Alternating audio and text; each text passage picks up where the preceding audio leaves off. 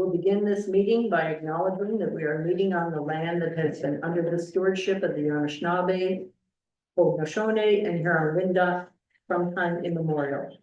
As settlers, we are grateful for the opportunity to meet, live, and play on this land, and we thank all generations of Indigenous peoples from the past to the present who currently continue to extend the sharing of this land with us. We recognize and deeply appreciate their ongoing connection to this place. We also recognize the contributions of the Métis, Inuit, and other Indigenous peoples who now make this region their home, and who have both shaped and strengthened this community and our province and country as a whole. As settlers, this recognition of the contributions and ongoing importance of Indigenous peoples to the area must also be clearly and overtly connected to our collective commitment to make the promise and the challenge of truth and reconciliation real in our communities, and to bring justice for murdered and missing Indigenous women and girls across our country. I make note that Murray Sinclair and that passed away this past week, and that who headed the Truth and Reconciliation for 6 years, and that's a loss for the country. Now, is there a declaration of pecuniary interest and general nature thereof? Have we got Councillor Ashley on the? Not at this time. Okay, so for roll, he's not here at this point. Okay, we have delegation to start off with. Deborah Singer going to speak to us about the letter that she forwarded for the agenda. Thank you very much. Please approach, give your full name and address to our clerk so that we can have that on the record. Thank you. Debbie Singer, I'm at 265B Hogan Road. I have a throat issue right now, so I'm going to try and speak on primitive here. May I sit or stand? You can sit. Whatever you like. Good morning, Madam Mayor and councillors. Thank you for allowing me to express my deep disappointment and frustration with the current state of our lifeline with Ferry. I'm hoping that in partnership with the town council, improvements can be made. My name is Debbie Singer, and I'm a resident of Polk Island. In December 2019, my husband and I bought property on the island to build our retirement home. At the time, the docks had just started their upgrade. We were going to have 2 ferries in service, and there was paramedic services available, as well as medical services on the island. In the last 5 years, we have seen the degradation of ferry services to the bare minimum, and online emergency medical services are now almost non-existent. Building a home wasn't without its complications either. We used as much talent from the island as possible. However, there were often many issues with the build due to the ferry inconsistency, not to mention the extra cost of trades waiting for the next ferry. As a recently retired veteran, the ferry has also been very problematic for me when traveling to my many medical appointments. I'm also speaking today on behalf of Lisa Laura, my neighbor. Lisa purchased her property in 2020 and built her permanent residence here as well. She also did research before moving here. With paramedic services and a future of 2 ferries, and despite COVID at the time, she saw promise in such a beautiful community and sold her Kingston home to build here. We have similar stories and frustrations. In just a few years, the MTO has made significant changes without explanation to the public as to why past decisions have been abandoned. To my understanding, the online paramedic service was revoked as we were going to have 2 ferry running in tandem. However, today we have only 1 ferry and no paramedic services at all. It is also our understanding that parking on both sides was eliminated since 2 ferries would be allowed cars to travel to and fro easily. Now we have no parking on either side, and again, it's only 1 ferry. The deterioration of the ferry service from what was promised seems to have gone unchallenged. The changes have never been clearly communicated to residents, nor have the changes been challenged with any enthusiasm. Our many concerns include young families moving off the island, the public school may be closing, and small businesses struggling or closing. According to the impact data, housing sales have dropped considerably in the last year, likely due to the substandard ferry service. I know more than a few military families that have considered relocating here. However, after coming to visit me and experiencing the new ferry and its current schedule, it was just not feasible when they have kids in Moorcock Island. The island has its amazing potential to be a thriving community, but with the current state of the ferry, the island is struggling. Well, who's going to invest here? Who would want to move here? and those considering leaving can't because who's going to buy their homes? We have all heard the stories by now. Long days for school children on the bus, extremely late nights due to the 2-hour break for those attending extracurricular activities or non-traditional work schedules. Dangerously slow response time for the ambulance to arrive on the island. Missed appointments, sometimes critical appointments. All equating to a deteriorating quality of life. Not to mention the new ferry has gone unproven in our gusty cold winters with no articulated backup plans. While we could patiently wait for the docks to be completed and see what adjustments are made to the new ferry, the last few years have shown the MTO does not consider a well-functioning ferry to be a priority for the island, as illustrated by the lack of communication and detrimental changes from the initial plan. We are hoping to facilitate positive improvements by coming to council with our concerns. A petition has recently been submitted as part of a larger group of concerned citizens, MPP Ted Sue's office. This petition was attached to our submitted letter to the council as well. We would like to encourage the council to advocate in a unified voice on our behalf to the MTO. That Wolf Island received the ferry service it deserves and was promised. Residents' attempts to get answers go nowhere. This petition from these concerned citizens, of which Lisa and I are part, is advocating for improvements in the current ferry schedule, such as a 60-minute turnaround and elimination of the 2-hour break mid-evening. If the 60-minute schedule is not feasible currently due to unfinished infrastructure, then you immediately have a dual ferry implemented during peak times, sorry. The petition is being presented this coming Monday in the provincial legislature. Going forward, we would like the mayor and council to communicate to all residents of Wolf Island the summary results of all communications between MTO in a prompt fashion in order for residents to make timely decisions on their lives and avoid further feeding into rumors. Silence leaves an opening for rumors to thrive. Thank you again for your time, anticipated support, and consideration for our request. Do you have any questions for me, Rick Harrison? Thank you very much. Councilor Jablonski. I agree with the 2-hour layover is just unacceptable. 9:40 to 11:40, that's an awful long time to wait for a ferry. I agree with that part. Infrastructure, it'll get fixed eventually. I'd be honest, I think we've looked at the 2 ferry situation. We've asked MTO. As United Voice too, we council goes through our one connection, which is actually our CEO through MTO. That's our contact point. I know they've been working hard on getting some of these things straightened out, more or less the ferry layover time. I know you've heard this before. I think once we get the infrastructure in place, we'll see that half-hour schedule return. But right now, we don't. But some of the benefits I referred to as well is that there's no more hourly waiting in the morning to get a ferry. If you get there at 6:30, you have to be there for the 7:30 ferry. That is no longer an issue. So it gives you a little more quality time back at home again. I mean, I would like to see a half-hour schedule too. I'd like to see a 20-minute schedule, to tell you the truth. Those things are just impossible at this point. But I do agree with your 2-hour layover schedules, but I'm inconvenient for sure for a lot of people who want to join night life. That I am sincere. What is the plan come spring when the traffic becomes more and we're not able to get everyone on the boat back? Because that's a long way over. That's almost 3 hours. To boat, it's a long time to wait. It's an extra 20 minutes for each one. You look at it that way. Well, if you don't get on the boat, you gotta wait an hour and a half, an hour and 20 minutes.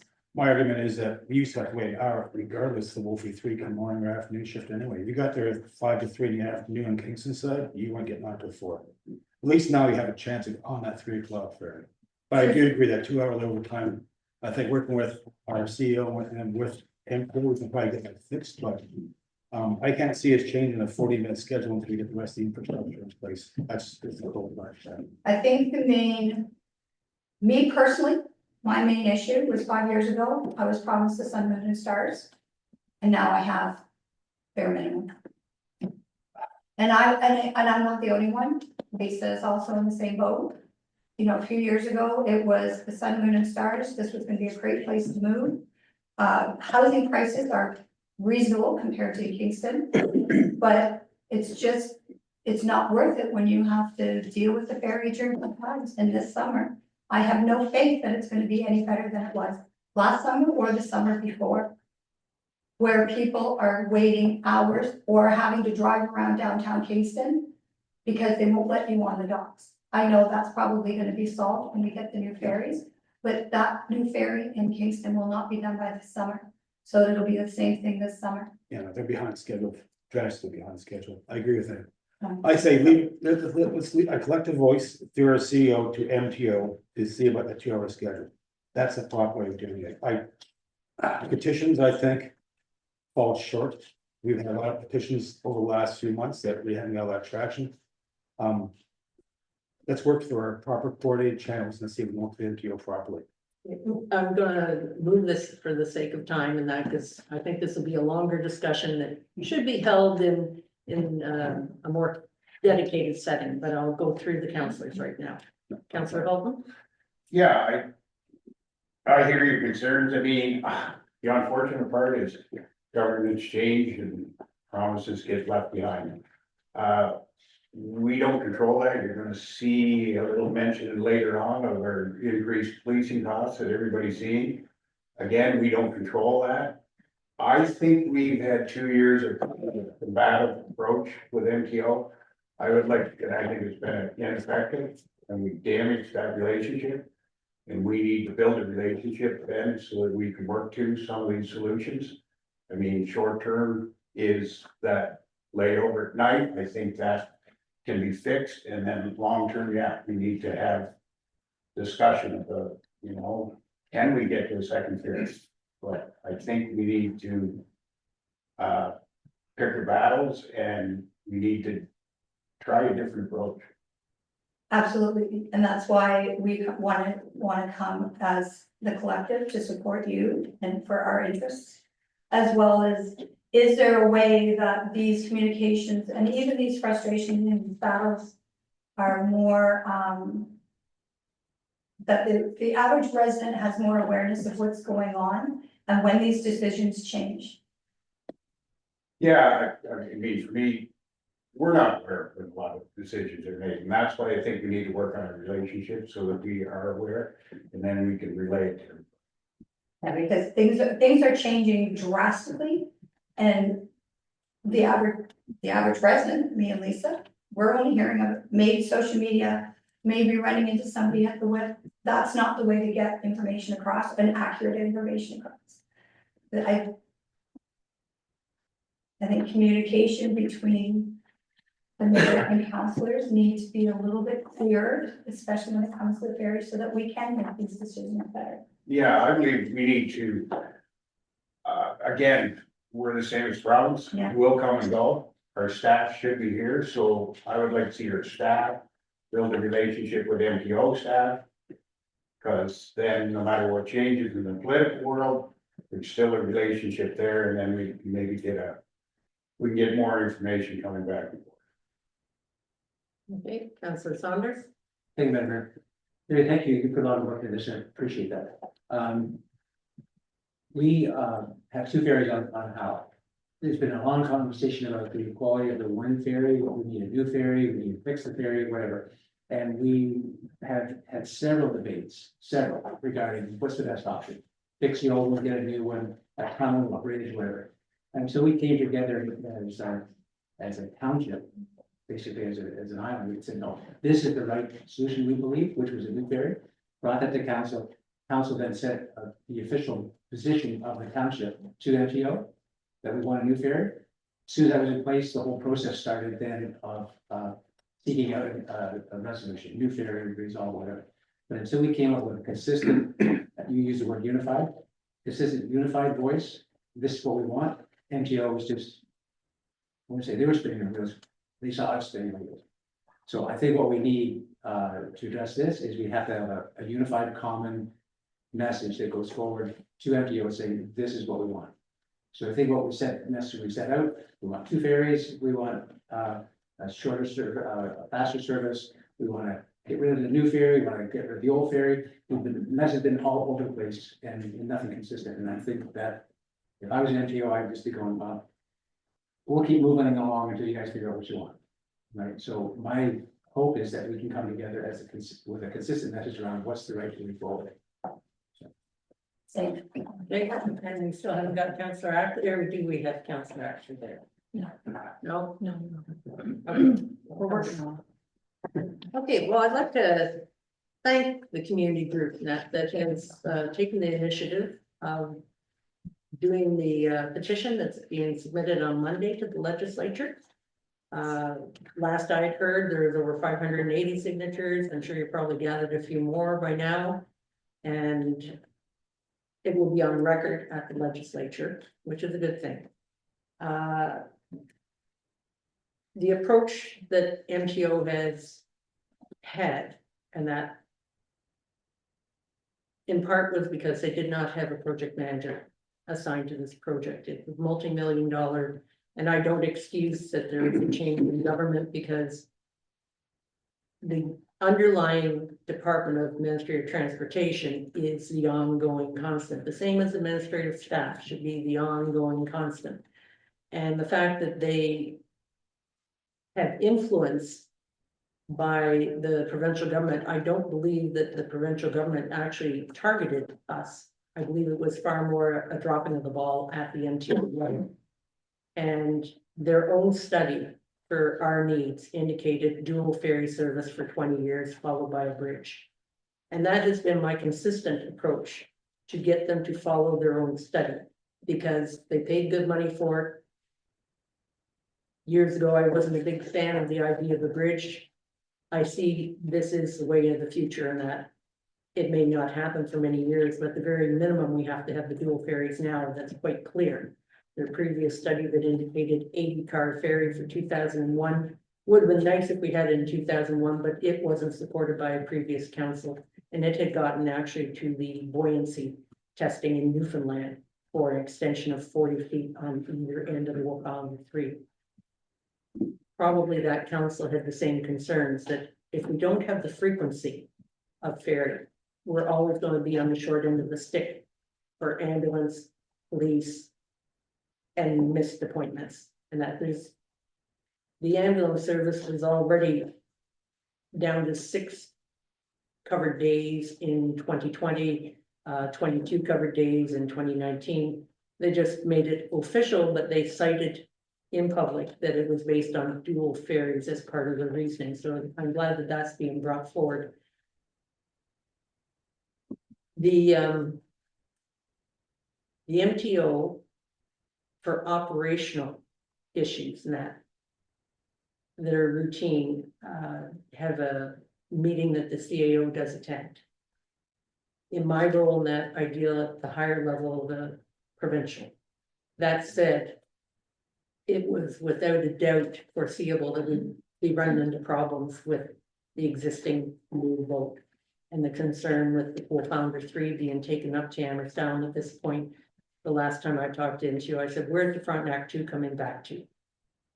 Because the Frontenac 2 is being reserviced right now. It had been a year out of date. But it's essential because to get the Wolf Islander moving from Amherst down off of the ferry transit, it took them days to get permission from Transport Canada. I said, you have to have something parked down here. So it is an ongoing issue, and I have no problem with the CAO if she wants to continue to work with it at the operational level, which is basically Jason Buick in the Kingston area. But getting it to the legislature, I think, was exactly a good move. And from my perspective, the answer is their own answer, which is dual ferry service. And to vary from that waters down our response. That said, the 2-hour layover, I brought that up to them as well and pointed out that I was sitting there for the full 2 hours because I missed the bloody boat by about 3 minutes. And I said, you know, there was a dolly with a garbage can that wandered on and wandered off of the boat. And they said, well, we have to pump out the boat. I said, actually, the boat can be pumped out while it's in transit. It's not even an issue. You've already done it. They weren't even aware of that. As for the cleaning of it, I said, you have crew on there from 2:20 in the morning to 5 in the morning. Pretty sure they can do some of the cleaning.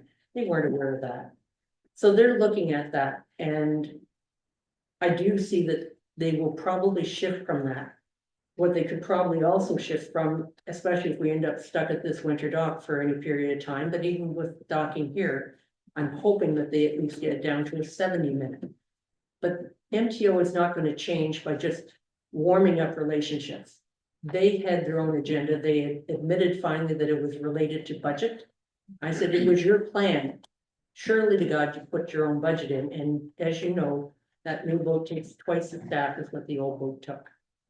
So theoretically, it's still running on diesel. You're taking twice the staff and you're giving us half the time. So it's something that has to be pushed, and I'm glad that the petition's in. And I hope and encourage any of the community to continue to make your voices heard, because they are being heard. Because they do come back to me and say, well, you know, people are writing, some people are writing that they really like the service. I said, really? And how many are writing that they have a problem? So I'm very pleased that the community has stepped up. Thank you. And for a unified voice for this council, I tried it last meeting. And while the motion was discussed, it was defeated. That's the way it goes. But continue to talk to your counselors, maybe they'll come up with something too. Is that a question? Because this is a presentation, we're gonna have further discussion after. It's a comment in regard to the presentation. Okay, For my benefit, what is actually being presented? What is the thing that's going to government? What is the petition? What is it asking for? you have a copy of it in your package. I'll read it for the record here. It's called Better Schedule, Better Service to the Legislature of Ontario. Whereas the Ministry of Transportation, MTO, has started an 80-minute ferry schedule beginning August the 17th of 2024 between Kingston and Wolf Island, and whereas tandem ferry service existed on a 40-minute schedule in the 1960s and 1970s, and whereas Frontenac Island's halted Marysville secondary plan in 2024 due to poor ferry service, and whereas paramedic services withdrew from Wolf Island in 2022 and Frontenac Doctors in 2023, and whereas health and safety of island residents are at stake, and whereas present paramedic response plans delays help to injure and delays all ferry commuters, and whereas the island's agriculture, tourism, construction, and services all need reliable ferry service, we, the undersigned, petition the Legislature of Ontario as follows: to call on the Ministry of Transportation to operate the Wolf Island Road at the previously houred schedule or better. So that's their petition that's going in on Monday. So, thank you, Madam Mayor, because it was talking about an earlier petition, so I just want to make sure I know which one's going forward. So this was specifically asked for resolution of the 80-minute schedule. It does not talk about a second ferry or anything like that, right? That's, No, they're asking for 60 minutes or better. That's what they're asking. Yeah, So so- that's theirs. so the whole question of a second ferry or whatever, that's not being presented. Would you like to speak to your petition? Because this is related to your petition. No. No, you just call it position. There was one. It is not attached to mine. Okay, well, I can give you the copy that you got. It's talking about a 60-minute service or dual ferries or better. So if we can't do the 60-minute service, no problem. What about a dual ferry during peak times? So- We don't need two ferries running at 5 o'clock in the morning, but we do need two ferries, Friday before Labor Day, at 5 o'clock. So, thank you. I don't want to just argue this with you. Yeah. I just want to be clear, we're having a common message. So the message I think we're sending to the legislature here is we're looking for resolution to the 80-minute schedule. That's the message that they're sending in. Yes. My message has been consistent. Okay, The but- dual but we ferry haven't of just- the MTO. This is a community group that started on their own. Okay, thank you very much for your presentation. Madam Mayor, if I may. Yes, Councilor Ackley's online here now. I joined at 10:20. okay. Did we miss that presentation? Did you have something you wanted to ask the presenter, or did you miss that piece of the presentation? Nope. I'm Nope. fine. Okay, Madam Mayor. Yep. My Councilor Beal, second, by Councilor Saunders, a couple things.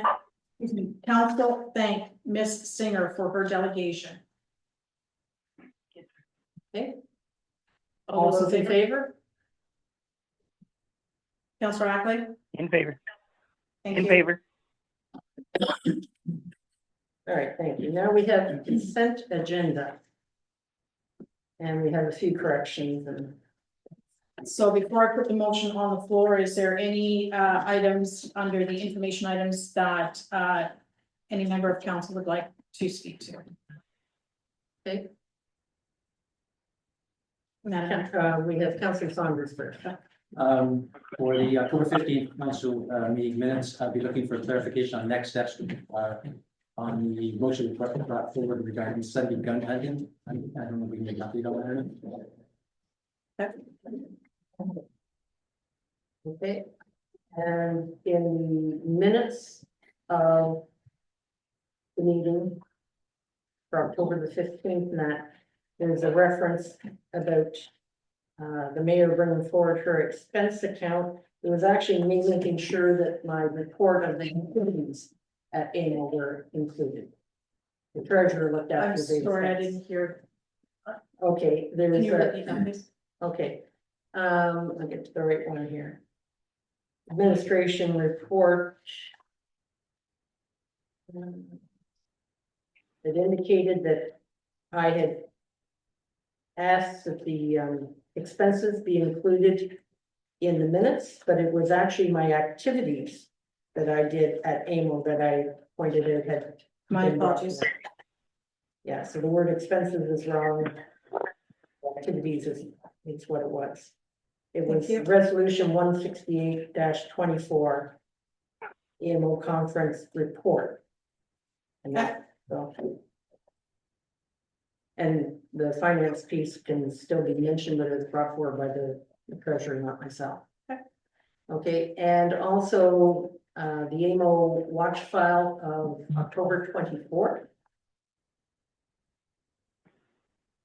And I was pleased to hear that we actually put in a community emergency preparedness grant.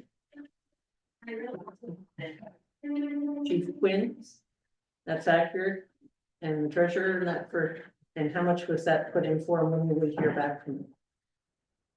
Chief Quinn, I'll let you speak on this, just so you put the lead on it. Yeah, I don't, Madam Mayor, I don't have the exact number, but my recollection is about 32,000. And it was viewed as across Frontenac Islands, so, I get, ideally benefits for both Wolf Island and Howard.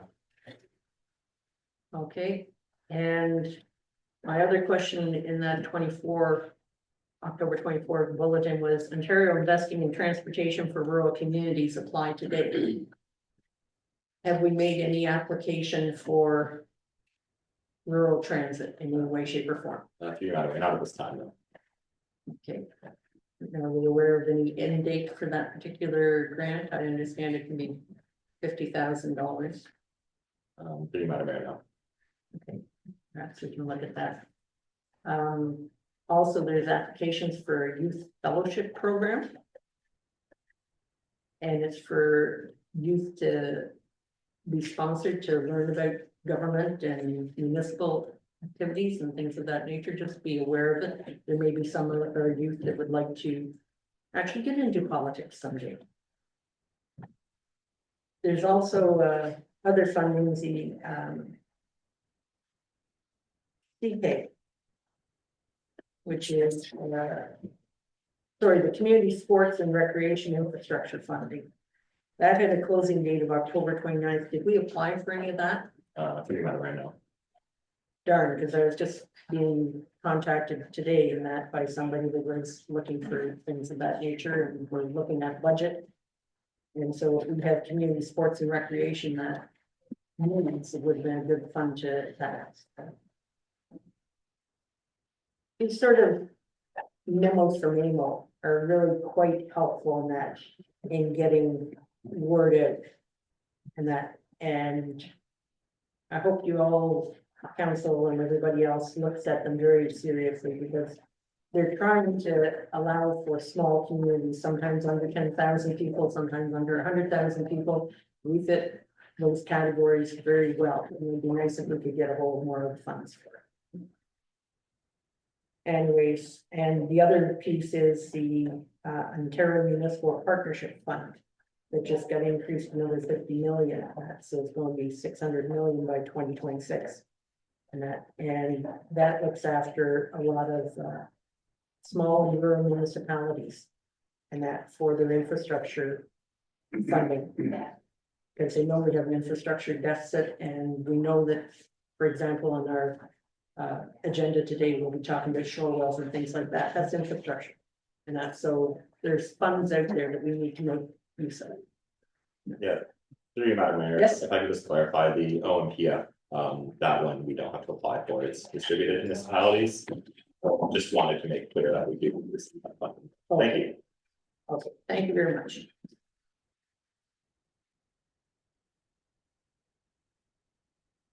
Okay, so. Now that we've removed. Moved by Deputy Mayor Saunders, seconded by Councilor Jablonski, that the October 15th, 2024 council meeting minutes be adopted as amended to reflect Madam Mayor's change from expense to activities. Clarification with respect to the Sunday gun hunting. A letter has been submitted to the Ministry of Natural Resources, so they are aware that we have opted in for Sunday gun hunting. And that information items be received and filed. If there's no further discussion. Any further discussion? Okay, all those in favor? Thank you. Councillor Ackley, Councillor Ackley? You still with us? Unmute, please. okay, motion's carried. And It carried. Now we're at staff reports, finance report, FN 012-24-2025, the Howe Island ferry fees. And we'll have our treasurer, I believe, speak to that one. Through you, Madam Mayor. So the purpose of this report is to outline the needs to increase some of the fees charged. Specifically, this report is kind of written from the perspective of Howe Island, but we are putting forward a bylaw to increase both Howe Island and Simcoe Island. Speaking first just to Howe Island, basically just to give some context, we share a fee structure with the County of Frontenac. The purpose of this fee ultimately is to cover the 20% of the operating costs that is not covered by the MTO subsidy, which is at 80%. In the reports, I kind of outlined, the county has some more significant projected operating costs for 2025 compared to us. Ultimately, both our costs are increasing.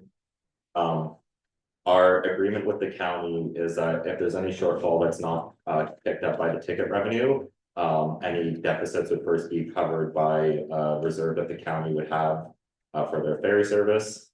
At this point, that reserve, for my communications with the county, is that there's not any funds there. So if there were any deficits with the service, it would ultimately have to be funded by our township per the agreement. So ultimately, that's why there's a recommendation to increase the prices. Just to give a little history on this, I believe the last time the actual ticket prices were increased in 2021. Last year, the pass prices increased for the ferry, so we saw the bump up to, you know, the first pass $300. That was a $25 increase, and the second pass and the seniors pass. So the single-use tickets have not been adjusted since 2021. So what we're recommending is that for single vehicles, the fee be increased by $2 from 8 to 10. For trailers, for heavy vehicles, up to the fee be increased from 17 to 20, so a $3 increase. With this, the one pass price that we would change would be the friends and family pass. The single-use ticket is having a 25% increase, which is the 8 to 10. We'd also be increasing the fit friends and family pass by 25%, which is $60 to $75, just so that ratio, the discount that we're offering on the friends and family is consistent with the single-use ticket.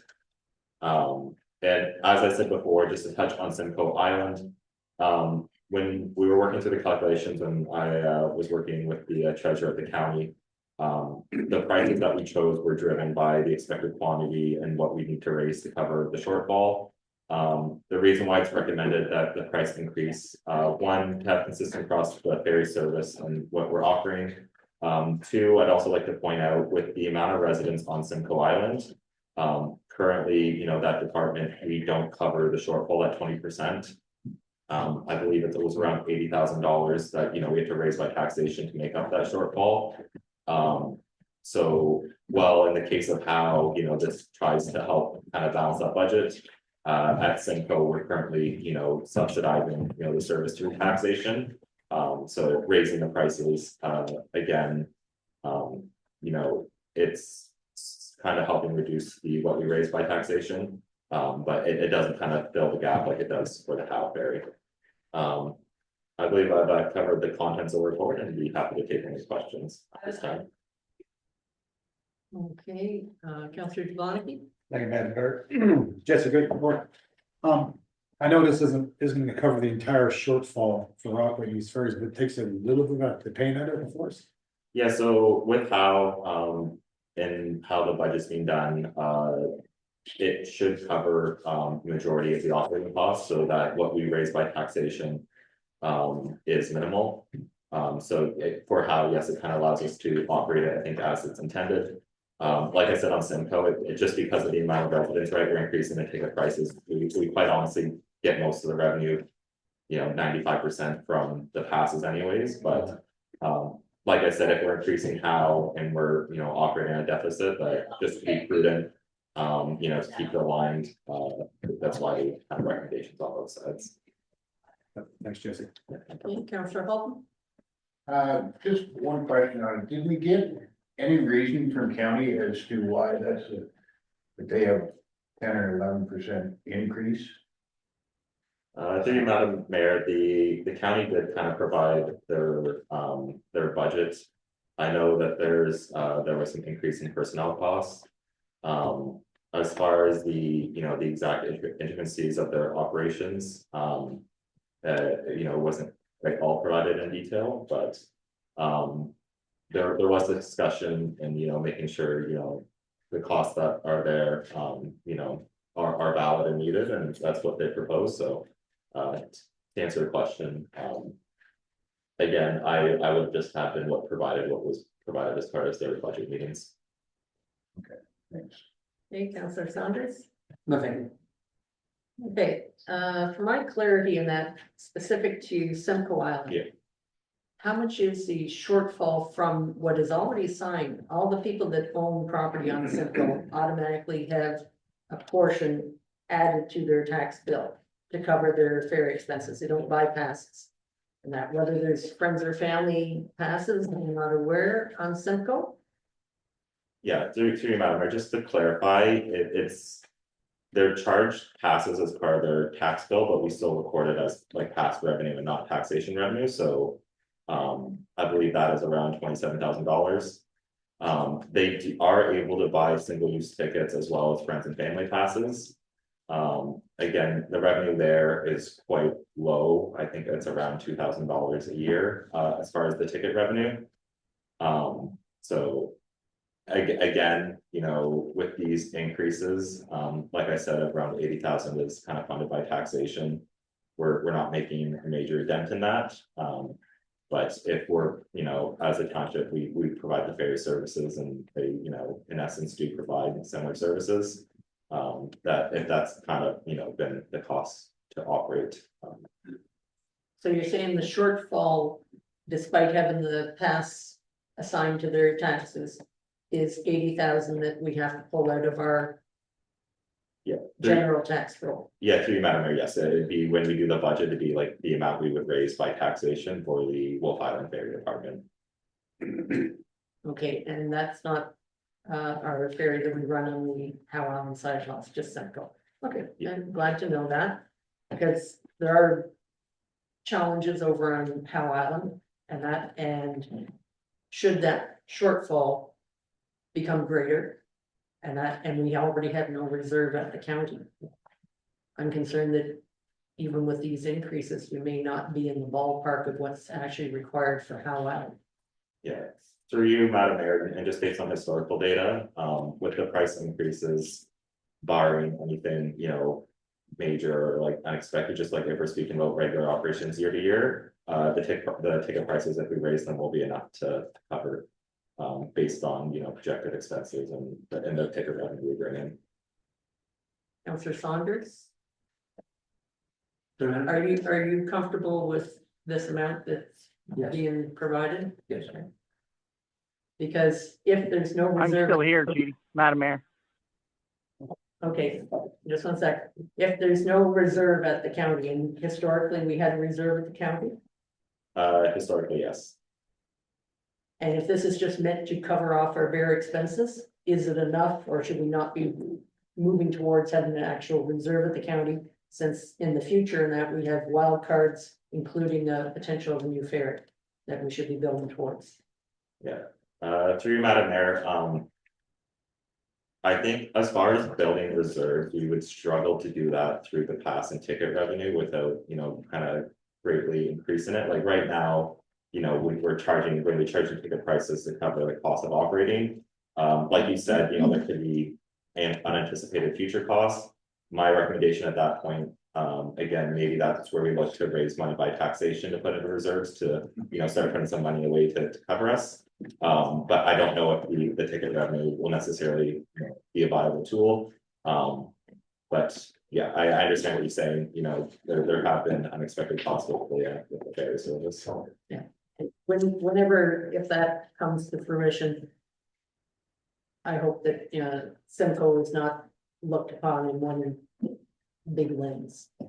Because it is a small island, that with fewer people, and yes, it has a lot of expenses. Yeah. Okay, thank you very much for your report. Thank you. Madam Mayor, does. Madam Mayor, can I speak? There you go, okay, yeah, you're back. Councillor Ackley. Well, I think we definitely need more input from the county on costs and where all the money goes. Why increases are increasing due to the fact that I see a waste of money. There's 8 walkie-talkies people don't use. There's cameras on the boat now. The staffing is, they're sick, they're off. They don't have enough people to cover. They're hiring new people like weekly and they're not staying. I don't think these costs are from us. I think the costs are from the county not running that boat properly. I said, so at the end of the day, we need some direction. Like, we don't have any direction right now on, are they fixing the ferry? Are they widening it back to 15 cars? Are we getting a new ferry? Like, the people on the island want to know why everything costs more and we're getting less for our service. 3 trips an hour. The boats, it's ugly. It hasn't been painted in 3-4 years. Like, but everything costs more. They haven't spent all this money. Fuel costs must be down. The dock repairs are down because I don't see them smashing it. But yet the costs keep going up. We can't charge people more money for nothing we can give to them. Like, we have to show something. It's like anything in the world. You can't charge more if it's not better. It's not better. It's worse. Okay, so I'm just dead against it.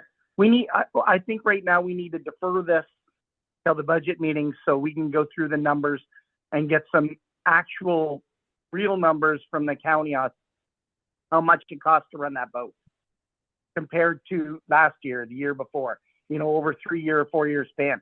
We need the numbers from them. We can't just keep taxing people and charging more because we think we're going to get better. The service is terrible. Terrible. And it's not free. Okay, so perhaps, Councillor Ackley, you would be making a motion later on, a notice of motion that you might bring toward council to have this council request more detailed information, and it would have to probably be presented in a closed meeting for people for that level of information, but it's something for you to consider. Perfect. Yes. Okay. All right. Yes. And I'd like to defer this off till budget time. Okay, so you'd like to have a motion right now to amend this or defer this at this point in time. Is there a seconder for that? I would check. Councillor Holton will second it. Any further discussion? Councillor Jablonski. Nope. Councillor Saunders. No. Okay, Councillor Holton?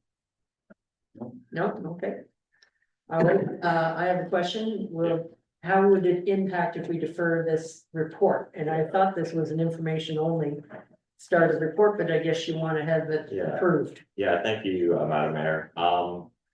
I guess the only thing, yeah, the reason why the report is brought now is in order to get the bylaw passed in order to take effect January 1st, 2025. Operationally, people usually start purchasing their passes in December for the next year. I think we may be able to defer it just on the fact that we're just adjusting ticket prices.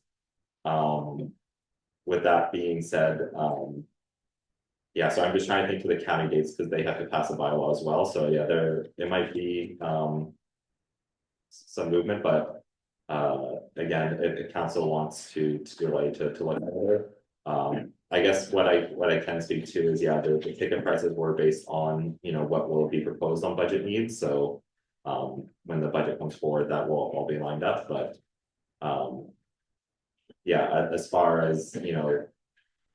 The ticket prices, I believe they should be able to be effective, January 1st, if we can kind of get this passed as part of our budget meetings in the coming weeks. Okay, and that's my next question to our clerk aspect in that. Any problem that this could be brought as a bylaw at our budget meeting?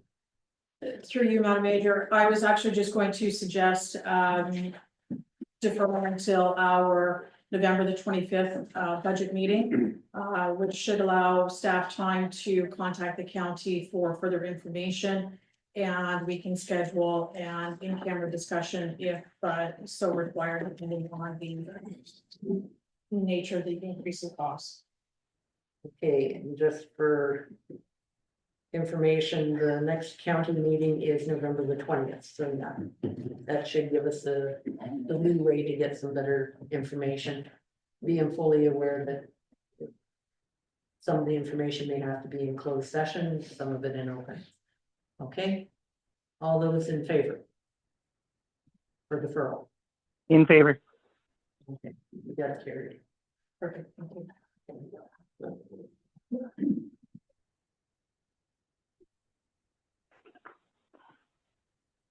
Now our finance report two.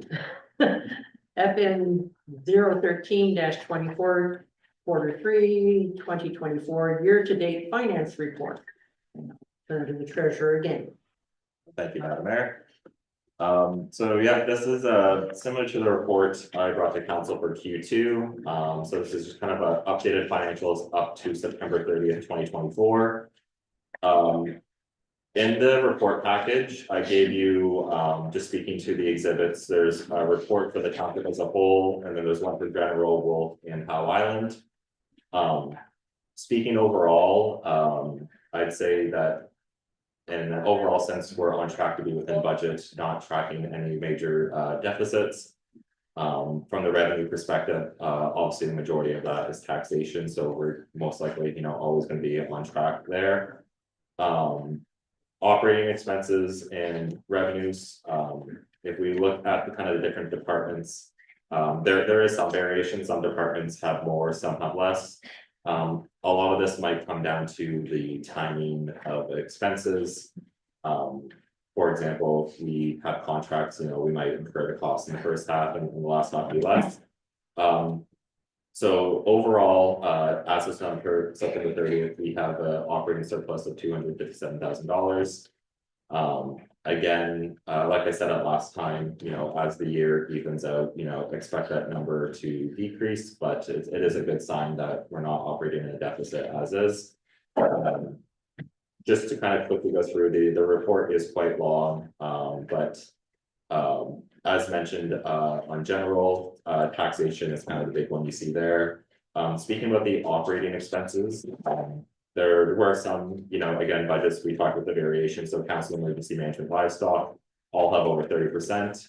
And when we're looking at Q3, you know, to be exactly on track, we know the number we're looking for is 25%. I think kind of the most important one to pull out of general is just admin, so admin had, I believe, sorry, let me just, pull it up on the screen here. Admin had, 19% of its budget remaining. So that was a bit lower. Again, some of these costs, for example, we budgeted cost of contracted services and we would have incurred those in the summer months with like the asset management plan and the asset retirement obligation that we had for the audit financial statements. Overall, we do have the benefit of time that it's no longer September 30th. The department has kind of leveled out as of November 1st. There's 15% remaining, which is kind of on track. Again, no kind of major expenses. A lot of it just had to do with timing. And as going into the kind of the last quarter, we kind of expect that to remain on track. If you look at the report, it has the surplus under general of the 1,647,000. Again, that is then allocated out to Wolf and Howe. We do the 70-30 split. Speaking to Wolf, overall 27% of the budget's remaining. So again, when we're looking at Wolf as, you know, kind of a whole across all the departments, it's in a good position. Again, just with general, you're going to see fire, roads, recycling, CCB all have greater than 25, whereas ferry, waste, culture, and rec and building have less than 25.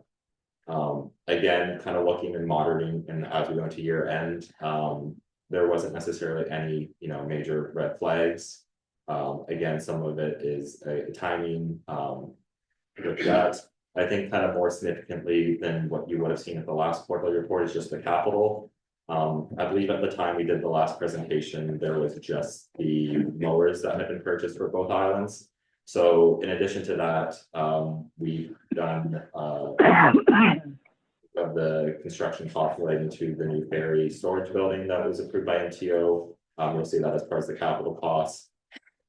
As well as there was some internal building renovation costs, capital costs at the fire hall. And then the mower as well. Overall, Wolf again is on its department's operating of that 257, it has $224,000 of the surplus. And again, as far as looking at the financials and, you know, looking down the last 3 months or 2 months now, as a whole, it seems to be in a strong spot. Moving lastly on to Howe Island. Again, there's the revenue is a bit lower. That's as a result, a large portion of the Howe Island revenue at the departments comes from the ferry subsidy. So the operating costs for the Howe Island ferry are a bit lower. You know, thanks to Chief Quinn and managing that service and keeping a keen eye on all the costs. Overall, again, speaking to how, you know, very strong for all the departments. The lowest was 24% remaining, so all departments are very on track there. We have seen some more increased capital expenditures. So in addition to the mowers, which were brought up at the last council report, there was the septic installation at Patrick Norris Park. I believe in the capital cost we have here, there were still a few more invoices that came in October. But ultimately, it's going to come under budget. It looks like it was $64,000 as of this report, barring minus, you know, a few minor invoices was at $47,000. So it's great to see the capital work come in under budget. With how the portion remaining of its operating capital surplus is $32,620. That covers at a high level where kind of the island is and both islands as well with their costs so far this year. Again, going into Q4, looking to stay on track. We'll see those numbers kind of shape up a little bit, but we don't expect any kind of, you know, major expenses that would put us very under budget. So thank you. Okay, questions, Councilor Jablonski?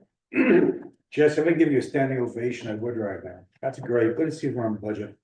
I mean, one of the things we want to do in the term is actually bring back the revenue line and get some reserves back in place. So great job, you and the staff, and congrats all the team leaders here, it's a great job, so Thank you. this finishes you off on a positive note.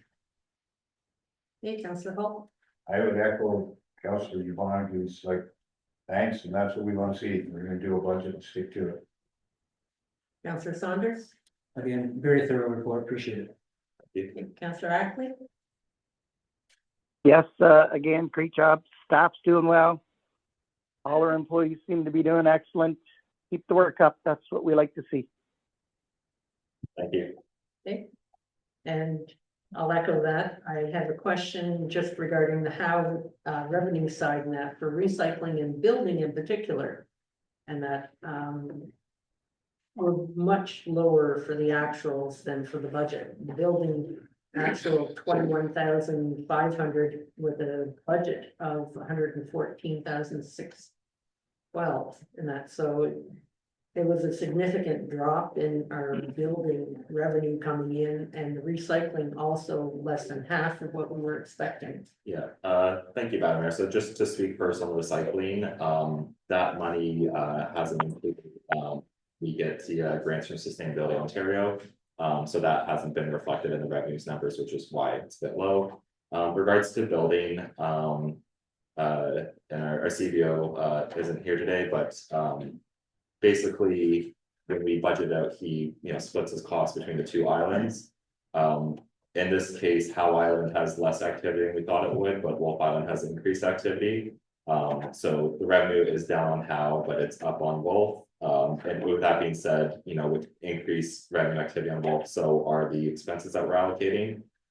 So in that case, again, Howe's low, but we kind of moved and reallocated it over to Wolf, to kind of balance that out, so. And again, I think that can be spoken to at budget. Marcel ultimately kind of comes forward with what he thinks the activity will be for the year, and we budget for it, and then, it is somewhat dependent on if people are building, so I'll let you, ask the question. Would it be fair to say that both Howe and Wolf had significantly less building going on? And perhaps that's as part of the symptom of the impairment of ferry service in both of the islands from the mainland. Thank you, Madam Mayor. I don't know if I would make that correlation. The revenue, for example, on Wolf Island is up $33,000, based on what was budgeted. As far as, taking a deep dive of what's being done, for building, I think, Marcel might be able to answer that better if he's seen a decreased activity. Definitely defer to him as, the expert on it, but, I can say, that Howe's lower, so whether, you or any councilors make the correlation there. I'll leave that to you. Okay, and I think that's something that perhaps can be identified even when we look towards the house sales on both the islands, and that if it's been a decrease or an increase, a posting decrease in sales.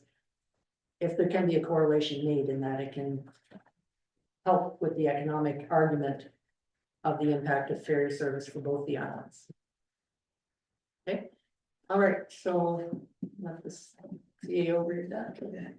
Moved by Councillor Holton, second by Councillor DeBlancy, that finance report number FM 013-2024, the 2024 Q3 year-to-date financial report be received. Any further discussion? All those in favor?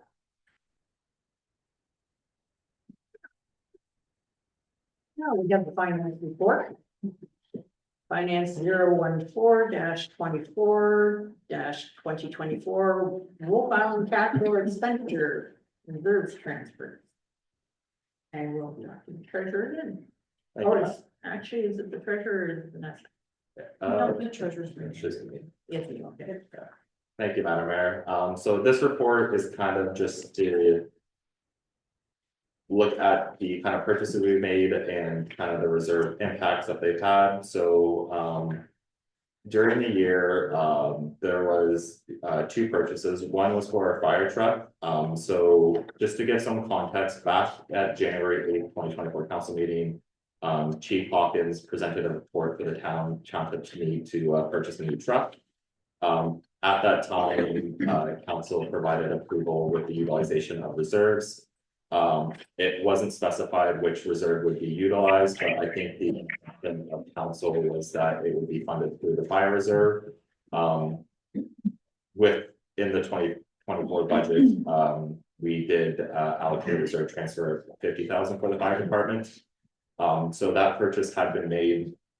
Chief Hawkins was able to find a suitable truck for the department for $40,000. To be aligned with the council report. The second expenditure was the purchase of a refurbished tanker. So that staff report came to council in June. The original estimated costs were around 175 to 180,000 or 180,000.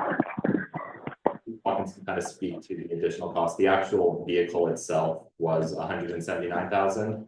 But I think there was some additional cost adjustments to the tanker to get it to suitable use, which just brought up the cost slightly. During that council meeting, there was a discussion of whether loans or to be funded by reserves. Ultimately, the decision was left with myself and our CEO Vanessa Latimer on whether we would pursue a financing option or reserve option. Ultimately, when we looked at it, the township as it stands now, we're at the place where we'd have the cash flows to make the purchase of the tanker. Ultimately, we thought it was most prudent to utilize reserves in this instance, whether instead of incurring unnecessary interest costs. Also important to note, there is a limit to how much a municipality can take on in debt. So we want to make sure that we have that room available. And as we talked about before, there's always surprises in the municipal world. We just wanted to make sure we're not utilizing debt room when we don't need to. Ultimately, kind of the financial implications. I kind of put together some reserves that might be used to purchase the fire tanker and the truck. So this includes $18,456 in the Wolf Island Fire Reserve. The total expenditure for these two purchases was $233,149. So there was not enough in the fire reserve to cover both. With that being said, I have totaled up some of our other reserves, such as the Wolf Island Wind Reserve at $608,748, Wolf Island Investment Reserve at $1.4 million, and the Wolf Island Capital Investment Fund at $286,781. I would kind of like to know, just because I know it's a talking point with this council, is the wind reserve. During our 2024 budget season, we did make efforts to put kind of that money into reserves. Speaking for this, again, I think Chief Quinn Chief Hawkins stated clearly in the staff report the need for a refurbished tanker. I do think it's prudent to utilize the wind reserves in this case. We weren't kind of spending the money on operating costs this year. We put it away for capital costs. I do think the fire tanker is an important capital cost for the township. So it is my recommendation to pull from the wind reserve. And then that would leave a remaining balance of $458,055.16. We'd be happy to take questions at this time. Okay, Councillor Waneke, No questions. Thanks, Jesse. Councillor Holton, No, I think you've thought it through and we had wives. You have to pay for it sometime. Thanks. okay, Councillor Sutton, I support your thought process in terms of debt versus reserves. okay, Councillor Ackley, I support the decision. Yeah, I think it's a good idea. okay, and I have a question that, because it is a capital item, correct? Yes. Our definition of a capital item is anything over 500 or 300, or how much is it? So I actually don't know if we have a capital policy, which might be on the to-do list. If we're looking at a capital policy for our size, we'd probably say, anything over 5,000. There is some leniency. Some organizations might say 25,000, but it is a capital purchase. Okay, so we have a Wolf Island Capital Investment Reserve of 286,000, which has more than enough to cover it off. This is a capital item. Why wouldn't we take it from the capital reserve and just continue to build our capital reserve in a normal fashion? That's usually what you use a reserve for. Yeah, thank you, Madam Mayor. So with the reserve, I think like an ideal world, we'd have enough money saved away over the years in the fire reserve. At this point, whether, you know, it's wind or Wolf Island capital investment. From what I've seen and with this council, there is money put in that reserves. I don't believe that I can see it was built up for anything. So like you said, ultimately, we could pull from that reserve fund, and do it. I think from my perspective, the wind money. I think the intention of the wind reserve is either to put investments or to fund larger capital projects. But that hasn't necessarily been the history of the account. Sometimes that wind reserve has gone to operating costs, so I wouldn't say it has a specific purpose. Other than the fact that, you know, it's an additional source of revenue that the township can use to fund, you know, capital needs. Considering it's kind of a larger cash inflow. From my perspective, I think, you know, part of why I went with the wind reserve is a lot of the budget discussion was, hey, like, let's not use this wind money this year, let's put it in reserves and save it up. In my head, we saved it in budget, we didn't put it towards operating that, you know, we had this unexpected, you know, unbudgeted 2024 costs. Maybe we utilize the funds at that point. But the distinction between the two, it could go either way. It's just that was my thinking along using the wind money. Okay. Because along that line, when you have these significant numbers and that usually you get better interest rates that you're earning the money on the money that we have in the bank. So when I look at that, the wind reserve, that when we keep reaching into it and that when we have a better option that we've identified as a capital reserve, and that to me, we shouldn't be reaching into the cookie jar. At some point, we will need that cookie jar and that, and we can probably make more interest on it Yeah. by having larger sums to invest in funds. Yeah, through you, Madam Mayor, I think it's important to clarify between the wind reserve and the investment reserve. So the 1.4, a lot of times I think the wind money was used to build up the investment reserve. We haven't pulled from that, and the wind investment reserve, it has 1.4 million here, but the that's just the cost of what we put in the reserve. I think it's closer to 1.8 million. So we're not pulling where we have money sitting and growing on investments. This is kind of money we've got from the wind, and then we've had, you know, sitting in the bank account, which still incurs interest in pay, but I think if we're looking at it, whether we're pulling from the wind reserve or the capital, that's money not currently investments that's in our bank account, earning the interest rates we earn in the bank account. It has the same financial impact because both those funds are currently earning the same interest. We don't have anything in provincial bonds or things of that nature that would give us better interest. So we have the 1.4 million, that's through one investment fund, and that's in bonds, equity, corporate and Canadian bonds. So we are generating revenue through there.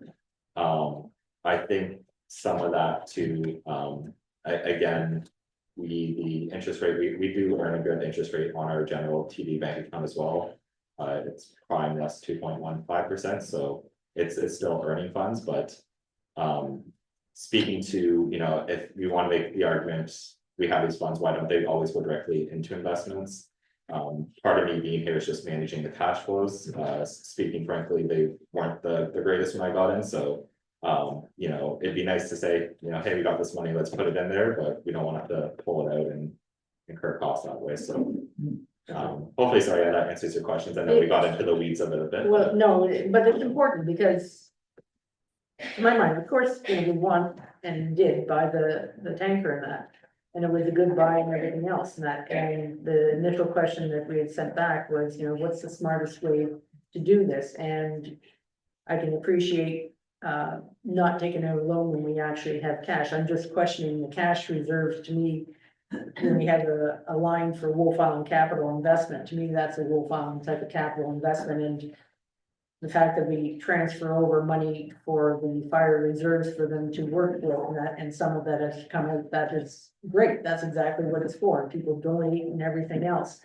And if at some point this wind reserve money can start moving back into the investment reserve to build it up, and that the rainy day will come. And I just, I look at it, to me, it's a capital investment, more than reaching into that cookie jar, because if not, we aren't being honest with ourselves, it's what we're investing in our capital. I'm probably in the minority, there's my feedback. Thank you. Any further discussion? Any further discussion by anyone? Seeing none, Moved by Councillor Jablonski, seconded by Councillor Holton, that finance report FN 014-24, the 2024 Wolf Fire Capital Expenditure Reserve Transfers be received, and that council approve the proposed reserve transfers to fund the Wolf Fire Capital Expenditures. All those in favor? Councillor Ackley? In favor. In favor. Thank you. Those opposed? Motion's carried.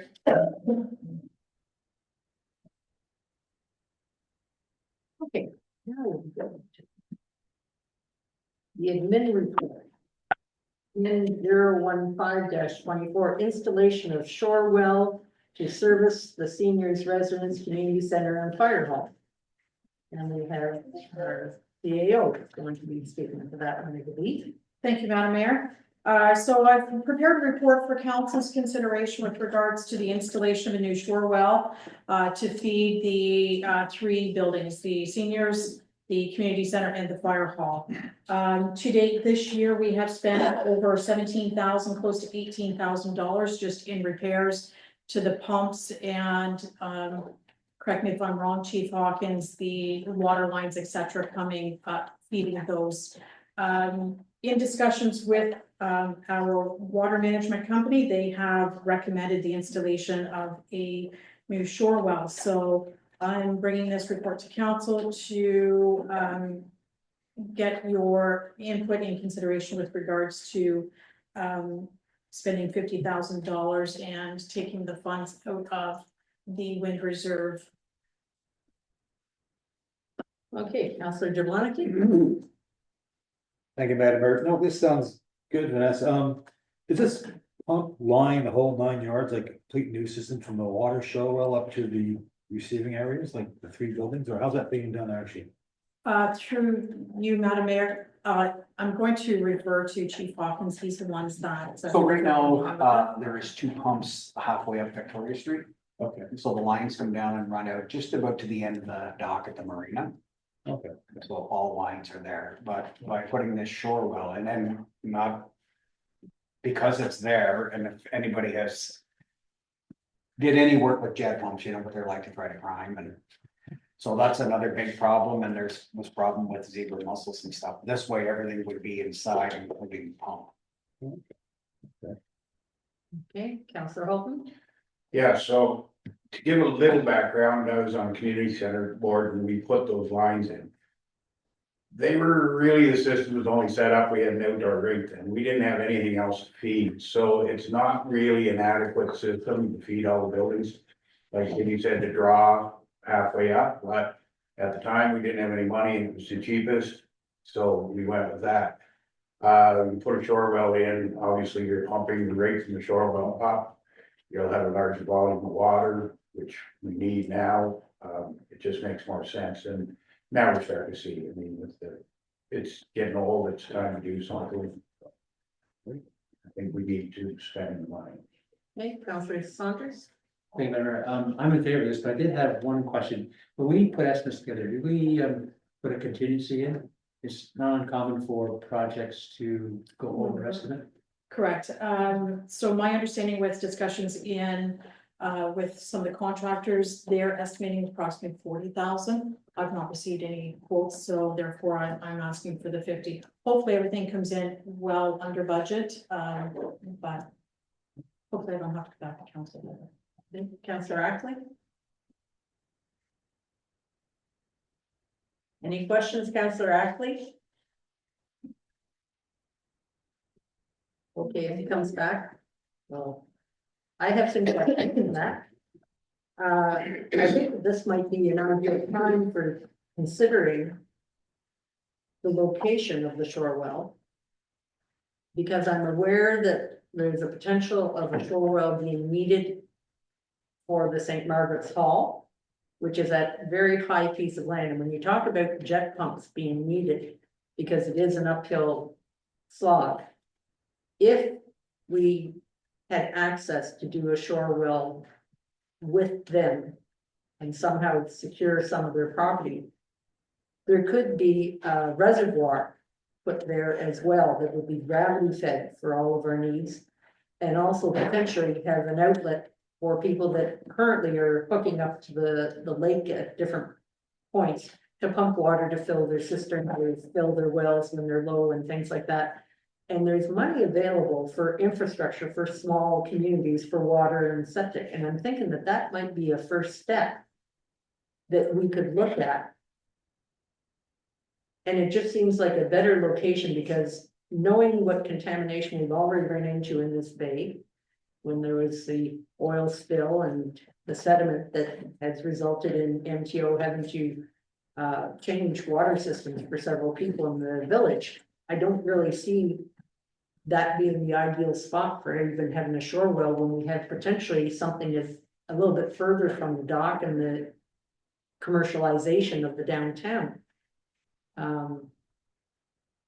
I wonder if we might, and irregardless, we're dead set on from the lake at the original site, and that, again, there's infrastructure money out there right now for water and septic, and have we looked at it or applied for it? And this seems like an ideal project for it, rather than just looking into our wind reserves. And quite frankly, I think it should be a capital expense rather than wind, because it's what it is, not, but can you update, has there been any thought, because I did mention this when I first saw this to the CAO and gave her the names of who would be responsible up that way. Through you, Madam Mayor, no, unfortunately, at this time, I've not been able to make contact with, the churches as yet. Certainly, if that's council's direction, I can, reach out and see if there is interest there to do a, community well, if that's what we want to call it. But I'm certainly open to, direction from council. I'll go back around and that's Councillor Holton. There is, that's not an option. There's so many reasons why, I mean, to put it in at St. Margaret's Hall, you gotta quit a lift, and then you gotta dig a pipe to the community center. You're into hundreds of thousands, if not millions of dollars to. You gotta bust rocks, you gotta be 4 feet down, and there's a limit to what you can supply up to them. But there's quite a few regulations, it's just not feasible. Okay. I have a question, because you do have a background in this particular area. What I thought about is the sidewalk area being used under, because our sidewalks are our asset, and we listen to that from asset management. They will need to be looking at that and whether or not that will provide a straight enough line.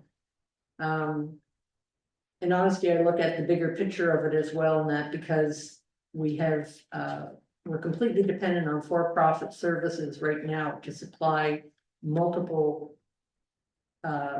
endeavors, everything from the schools to the churches, to commercial buildings and that, for both water and septic. So at some point in time, I truly believe we need to move forward in a progressive fashion to at least try to get water into the village, because the day could come where we don't have a water service that even finds it viable for bringing it to the island. So I'm just saying that there's funds out there right now. There's a potential of an opportunity, and I think we should look towards the future. So we've, as you're aware, I'm on the water and sewer committee, for lack of a better term, at the county. And we've discussed that. So when you put in a water pipe and you're gonna do a municipal system, it's totally different. Right now, when we put it in, it's still considered private, even though it's going to municipality. It's still considered, and there's a huge difference. For municipal water, you're gonna have to intake somewhere out on the other side of Garden There's a zone of protection that goes around it, they're not gonna let you go in a stagnant bay to draw water. Then you have to decide what size pipe you're putting in, how are you gonna pump it up to the site? Yeah, it's just, it's a long ways away from what we can afford. Okay, any other discussion, any other questions? Counselor Saunders. Hey, Mayor, this discussion tells me that if we, don't accept this report and go in the other direction, we're gonna see, expand the scope dramatically and get the areas that we're not comfortable with, or not aware of right now, and I think we'll end up just delaying, the project. I would prefer to go forward with the project as it's, identified, and then look at future, opportunities for, expanding services into the village. Okay, so for clarity, you think that it's wiser to withdraw money from a reserve rather than apply for the infrastructure money for water that is out there right now? For small communities. Sorry, that wasn't my. Well, that's what this motion is about, is taking $50,000 out of the wind reserves for this project. And part of my point is the infrastructure money is out there. I envision a larger project, but at the very minimum that I suggest we should be going after provincial funding for. So, I can't comment on your position, you can put a motion for, it. What I'd like to say is I'm in favor of moving forward and with the report as it's presented. Okay, any other comments? Yeah, Councillor Halton. Again, I think you're gonna find that provincial funding, I did look at that grant. It's mostly for repair or revitalization of an already existing, But not all of it. so, and it's a part of the water system. So. Don't think, I mean, you can look into it more, but what I've looked into and asked questions, no. It would not be one that we could apply for right now. Treasurer, have you looked into that fund? Through you, Madam Mayor, as far as looking into the fund for this specific project, I have not. Okay, are you aware of the details regarding the infrastructure fund? Through you, Madam Mayor. I guess to clarify, are you talking about the Hughes funding, or is this? It's called the Provincial Infrastructure Fund. And there's also a federal infrastructure fund in that, but the provincial one is specific, and Roma has a lot of the information that you can get on it, which is the rural interior municipalities. And it's specifically for municipalities that are small in size for water, and it's not only repair and upgrading that, they recognize a lot don't have it, period, so they're looking also at new systems. So that's what they're trying to help the small municipalities with, and if we call this an existing system, it may or may not qualify, but I'm just saying that it seems like they're trying to help, but if we don't reach out, we won't get it. So if I may, Madam Yes. Mayor, if council is good with it, certainly the treasurer and I can look into it. Reach out, to see further clarify if we would qualify for the funding, if so, proceed. But in the meantime, if council is okay, approve this. If it's not required, then obviously we won't make the transfer. If we don't qualify for the funding, then the money is there, it's already approved. I won't have to go back to council. Okay, I'm gonna suggest that maybe we should defer this the way we deferred the other until the budget meeting, to give the admin the time to contact this fund, so we'd have a better idea of budget, whether or not the money needs to be transferred one way or the other. Third, a seconder for that, Councillor Halton. The only reason, this is time sensitive, I mean, we have a window of opportunity. Time, yes. Done here, as quickly as possible, so I don't wanna delay it, that if there is some contractors that you come in and get it done. I mean, obviously you want it done freeze up, right? We don't wanna be running into trouble in the winter, so. That's my only, if we approve it, I think it's something we need to do anyways. So we'll approve it and we can get funding, outside funding for it, great. but we need to do it. Counselor Ackley, are you making a comment there? I agree too. Yeah, sorry.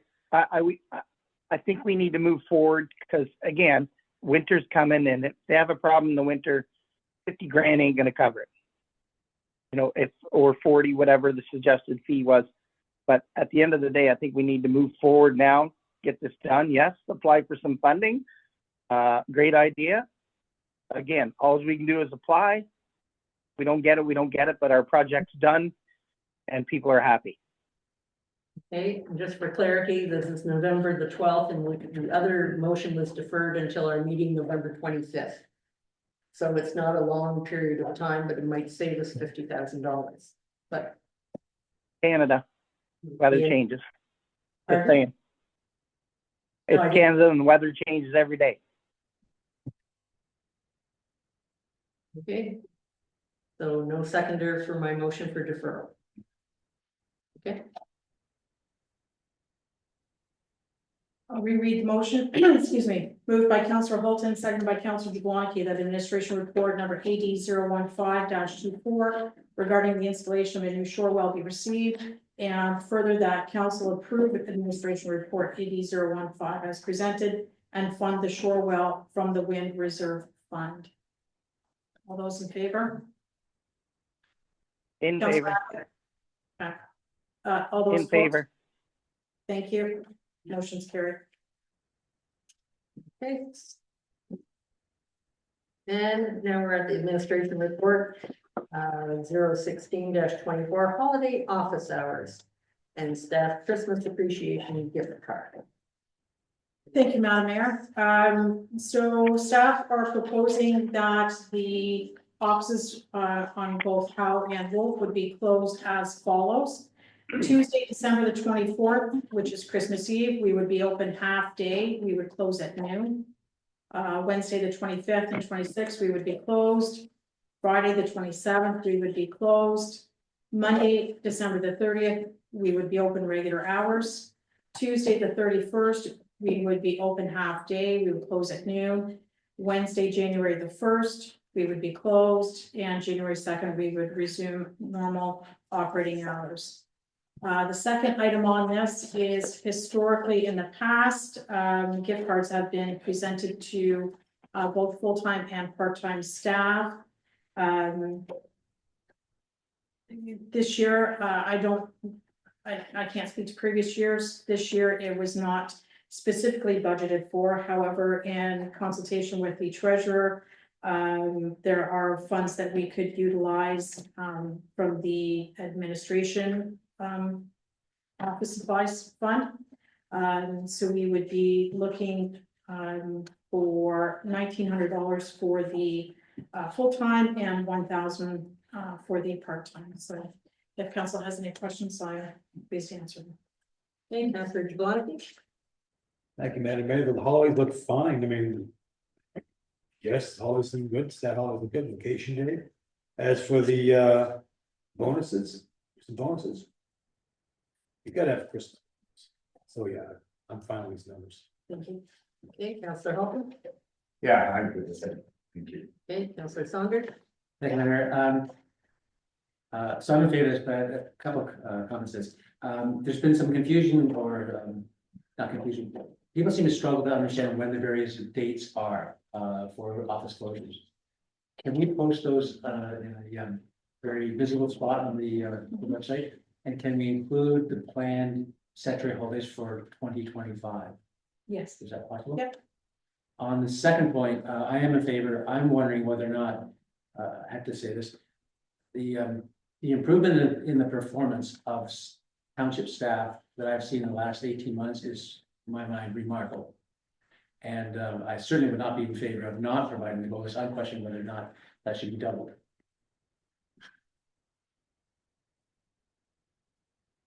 Are you making a motion to amend? With that, Madam Clerk, would that be the? I'd make a motion to amend the Christmas appreciation gift card to 200 and 100. Be funded out of the item identified by the treasurer. We have a seconder for that? Second. I'd second it. Okay, Councillor Jablonski was first on that.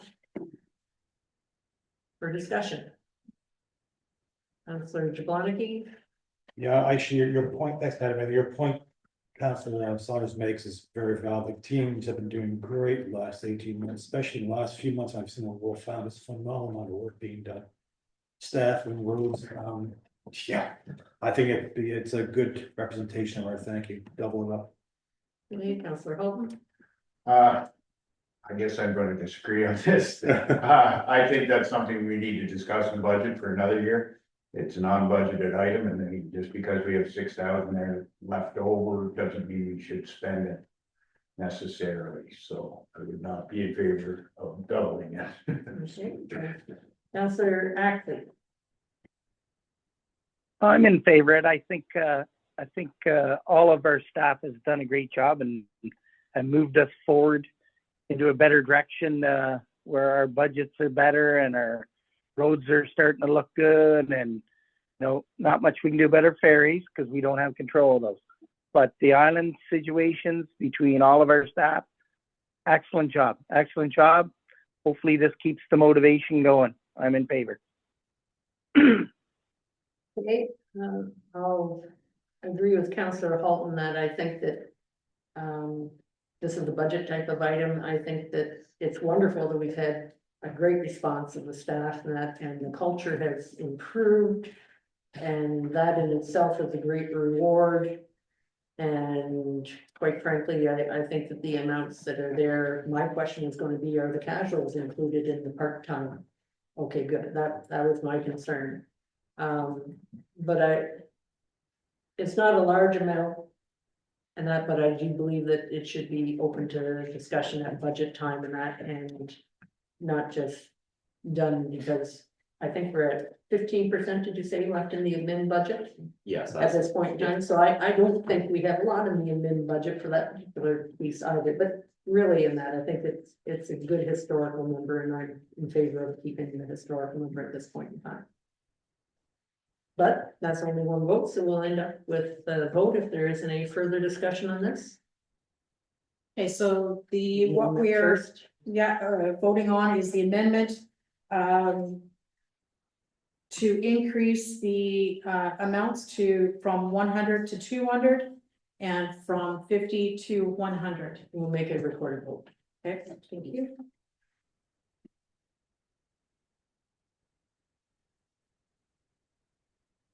Councillor Ackley, In favor. Councillor Holton, Against. Councillor Jablonski, In favor. Deputy Mayor Saunders, In favor? Mayor Greenwood Spears, Against, motion is carried. Back to the main motion, if there's no further discussion, moved by Deputy Mayor Saunders, seconded by Councillor Holton, that administration report AD 016-24 regarding the holiday office hours and staff Christmas appreciation gift cards be received. And further that council approve administration report AD 016-24 as amended and support recommendations. All those in favor? Favor. Okay, motion's In carried. favor. okay. Now, we have administration report AD 017-24 Roma Conference Delegation Requests. Thank you, Madam Mayor. So staff have been made aware that if we are seeking any delegations at the Roma Conference, our requests need to be submitted by November the 27th. So I'm just seeking direction from council if we would like to request any delegations for members at Roma. Okay, Councillor Jablonski. I think I'll take a pass. This one after basically last time we did this. Hey, Councillor Holton. Yeah, I haven't seen much success. I don't think we have a real plan right now. I'm not in favor of submitting for any delegations at this time. Hey, Councillor Saunders. Thank you, Madam Mayor. I will be attending Roma this year under the budget allocated by the county, so it's not direct impact on township finances, but I'm not aware of any delegations that we should apply for. Hey, Councillor Ackley. I'm not in favor of it. Okay, I suggest that we need to have a request in for Ministry of Health and that, or I can advocate what I was not able to do because the meeting got canceled the last time. For the medical clinic, and that's for rural isolated and remote designation. Also for MTO, since we have ongoing ferry issues, and to miss that opportunity seems not the wisest move. And speaking as I did before, both on behalf of the Wolf Island Ferry system that is already being petitioned at the legislature. And any furtherance of Howe Island if they're interested, and that to improve communications. I think that it would be remiss on us to not ask for delegation status. Previously, infrastructure was also one that I was able to speak to in that. And I'm pretty sure that we have some road projects and things of that nature. So that would be another place that we would make direct input if successful in getting a time slot with the minister. And it was very helpful the last time, and sadly, I don't think there was any follow-up contact from us after the fact, but I think infrastructure is exactly where we need to reach our hands out for funding. So that would be my suggestion, and the infrastructure projects would be, of course, guided by our public works. And that as to what we need assistance with, but if we don't ask, we will not get. And to try to maintain everything that needs to be maintained and developed here on our islands, and I say islands, just on the back of the taxpayer is not fair to them, because there are opportunities that other communities are taking full advantage of. And I'll give you an example. The infrastructure money that I spoke about before, we got $157 per person, and North Frontenac got over $500 per person. Central Frontenac got over $500 per person.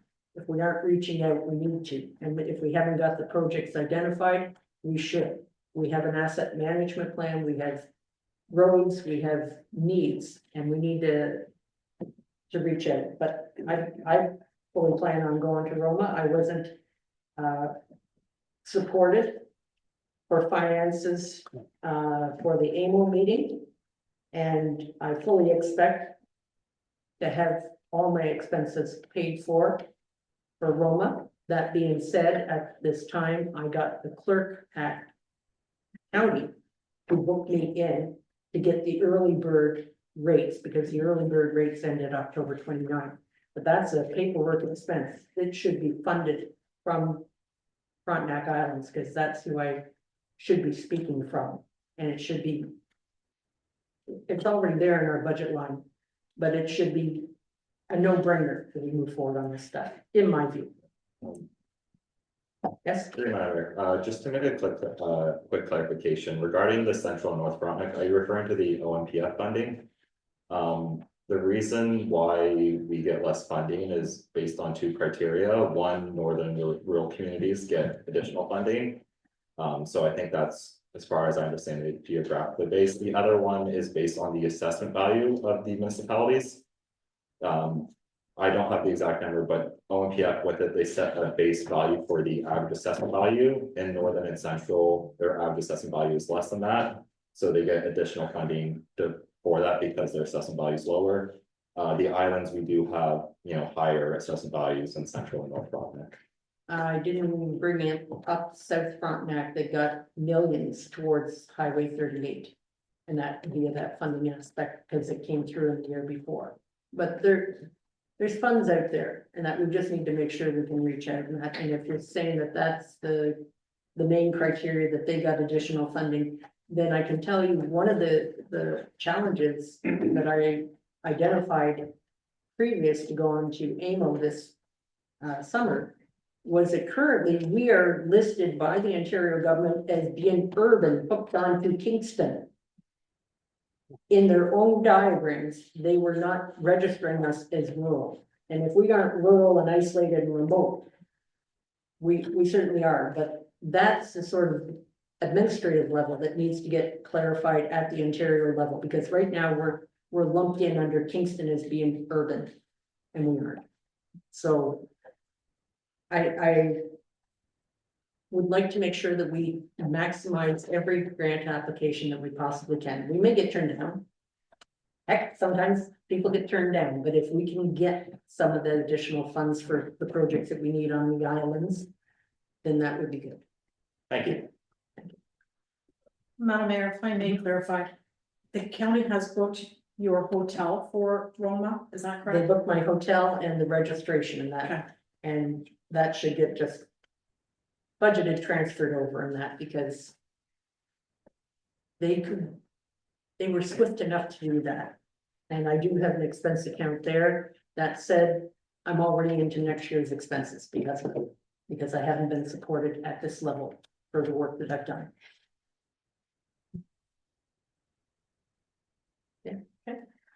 Moved by Councillor Holton, second by Councillor Jablonski, that administration report number AD-01724 regarding the Roma delegations to be received, and council direct staff to submit a delegation request, and I've left it blank, so I'm looking for council's agreement to Madam Mayor's Ministry of Health, MTO, and Ministry of Infrastructure, if those are the ones that we wish to request.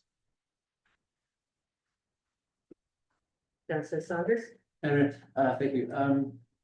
How much staff time is required to apply and then develop the packages for these delegations? Through you, Madam Mayor. Excuse me. I can't put an exact time, I'm gonna say to do research and stuff like that for the application. I'm gonna say a day.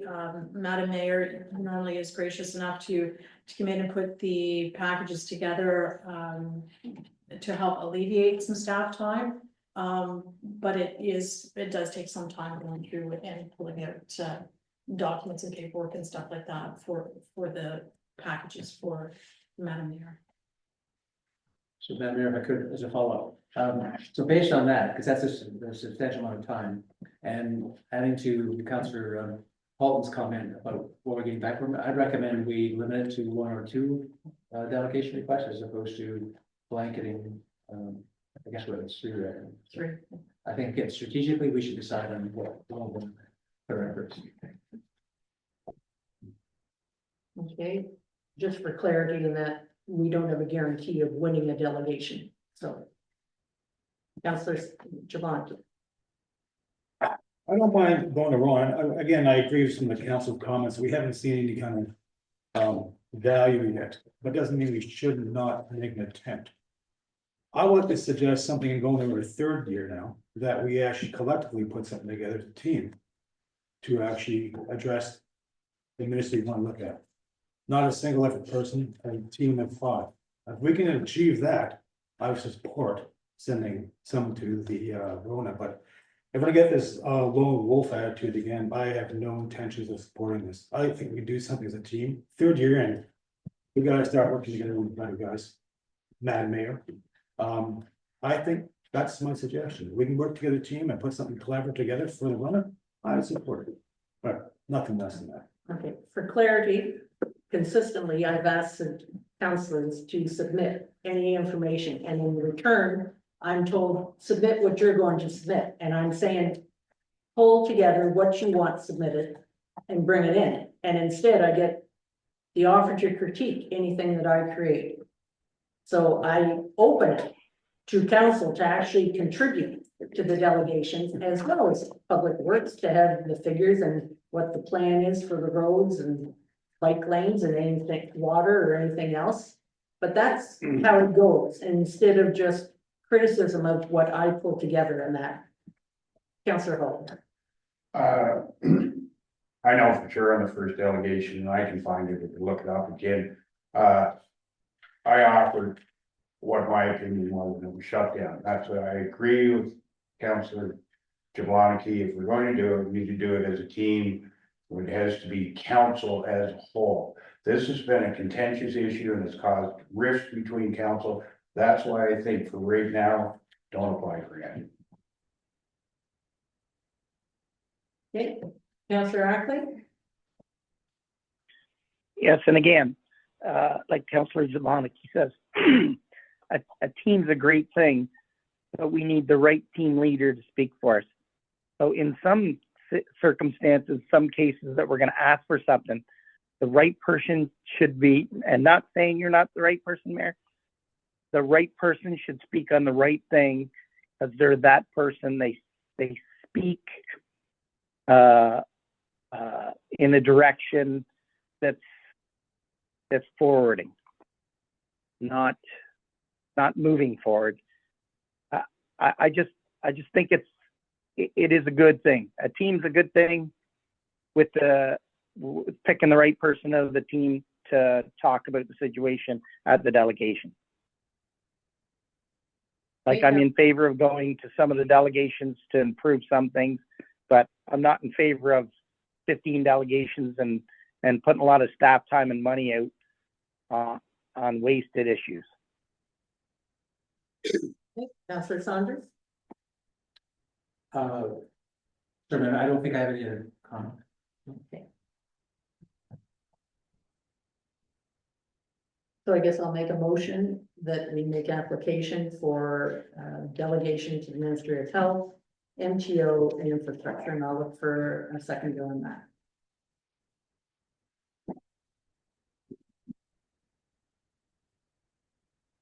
Seeing none? So would members of council be in favor for a delegation with Ministry of Health and Ministry of Infrastructure, or if we try and keep it to two? Ministry of Transportation?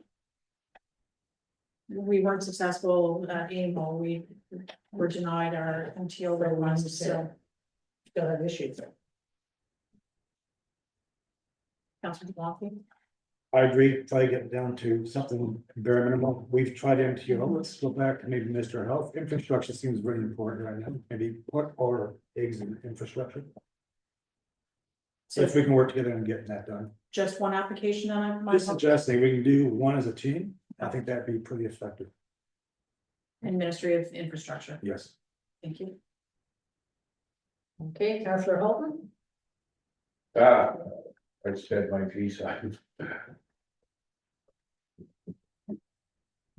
Okay, Councillor Saunders?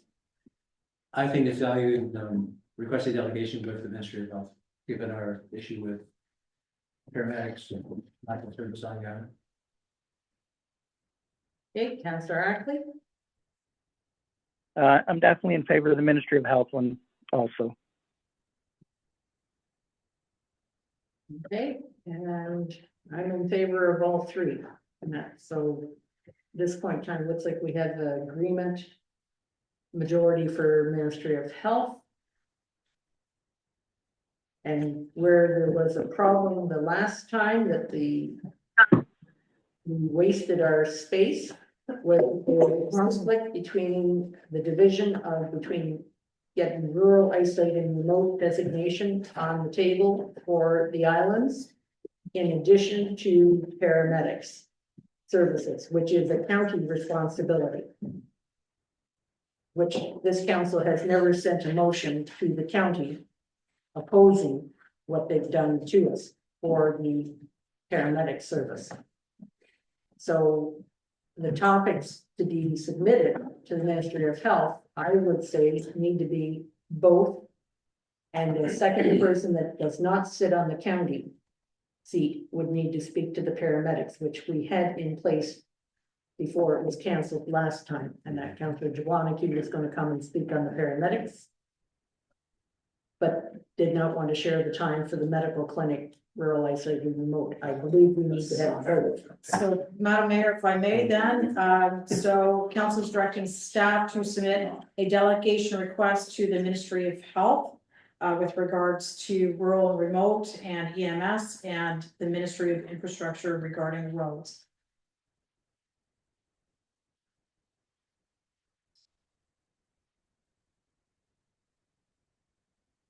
Okay. All those in favor? Those against? Make it a recorded vote, please. Okay.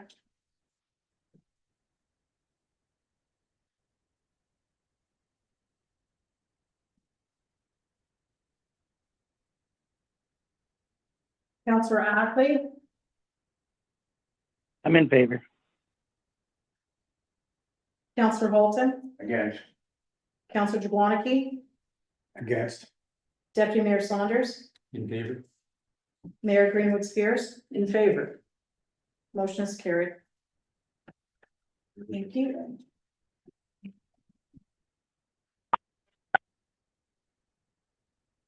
Okay.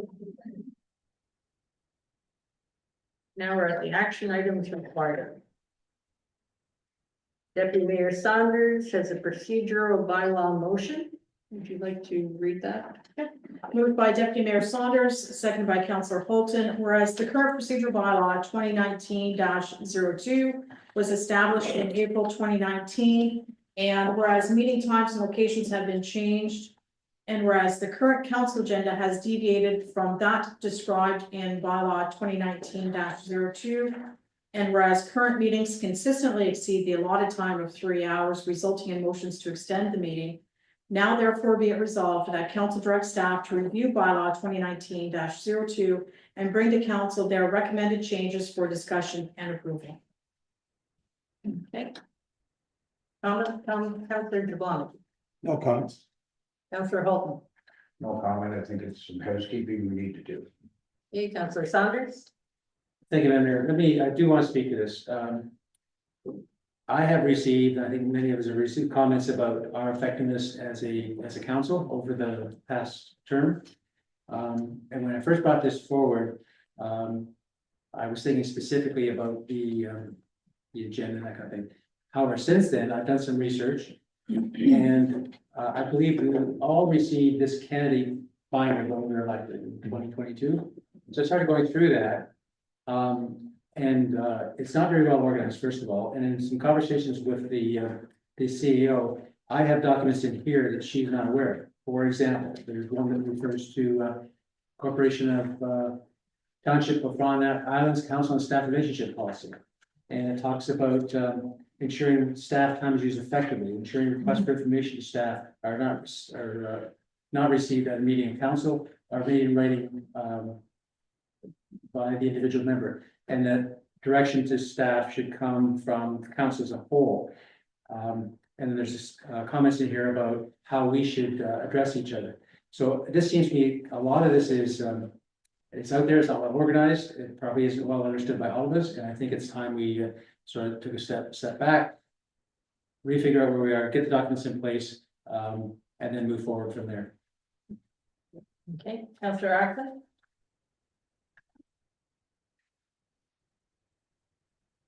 Councillor Ackley, you're on mute.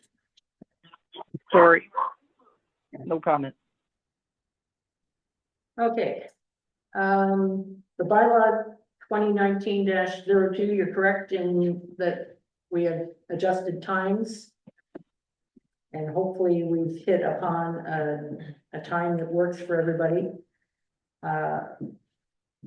That being said, the length of the meetings and that going in excess of 3 hours. We're all given a monthly salary in that. Do we need to have 2 meetings a month?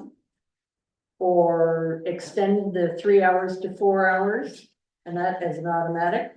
But the business of the community needs to be done. There needs to be discussion here, not at the beer table, as to how things are getting done. It needs to be out in the public and in the open. So it does take longer. And I do believe in getting everybody's input into discussion and not just once around the table if it's something that is important. So with that, I look forward to recommendations on how to improve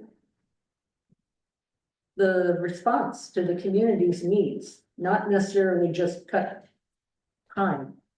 Because I think at this point in time, there could be an argument made that we need to meet twice a month. Or we could extend our regular council meetings, but just breezing through and shortening it up and not being transparent is not what is in the best interest of the community or anybody else. Councillor Saunders. And Mayor, I feel a need to respond to that. I'm not recommending that we cut short meetings and remove some of the important discussion. What I'm suggesting is overall, those are examples of where our current procedural bylaw is out of date. And in that review, that would then come forward to sort of the review, and the updating and the editing would come forward to council. So then we could have that discussion about what's appropriate, what's not appropriate. I just don't want it on the record that somehow I'm thinking we need to limit discussion or not discuss important topics. Thank you. Any further discussion on this? Seeing none? All those in favor? Councillor Ackley, In favor, motion carried. or not in favor, sorry. Sure on that. It's carried. Okay, so now we're at the mayor of the town of Aurora, Tom Maracus. And he has a request for resolution of support for long-term funding to support critical infrastructure. And this came about as part of the communications that's routinely sent out. And that from the county level and that of other municipalities looking for support. And would you like to read that, Madam Clerk? Please bear with me, it is quite long. Moved by Councillor Holton, seconded by Deputy Mayor Saunders.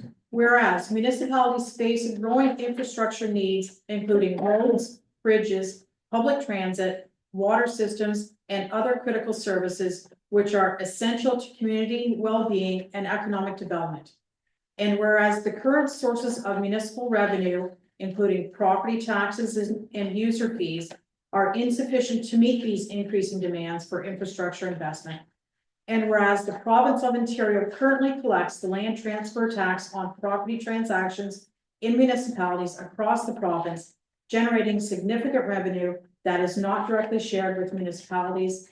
And whereas the federal government collects goods and services tax on property transactions, a portion of which could be directed to municipalities to address local infrastructure needs.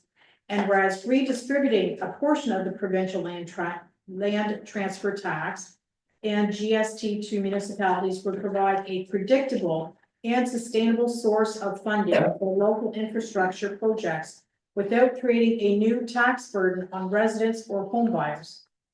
And whereas a redistribution of a portion of the existing land transfer tax and GST would allow municipalities to better plan and invest in long-term infrastructure initiatives supporting local economic growth and improving the quality of life for residents.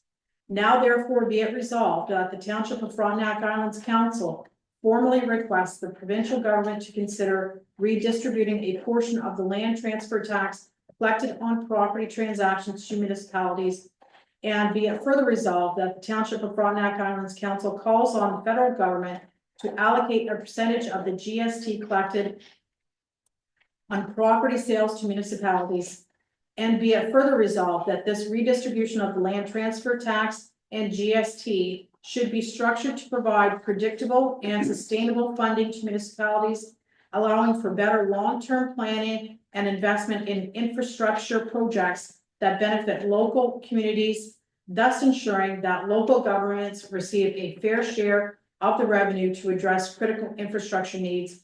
And be it further resolved that copies of this resolution be forwarded to Prime Minister Justin Trudeau, Premier Doug Ford, and the Ontario Minister of Finance, the Minister of Municipal Affairs and Housing, local members of Parliament, and members of provincial Parliament.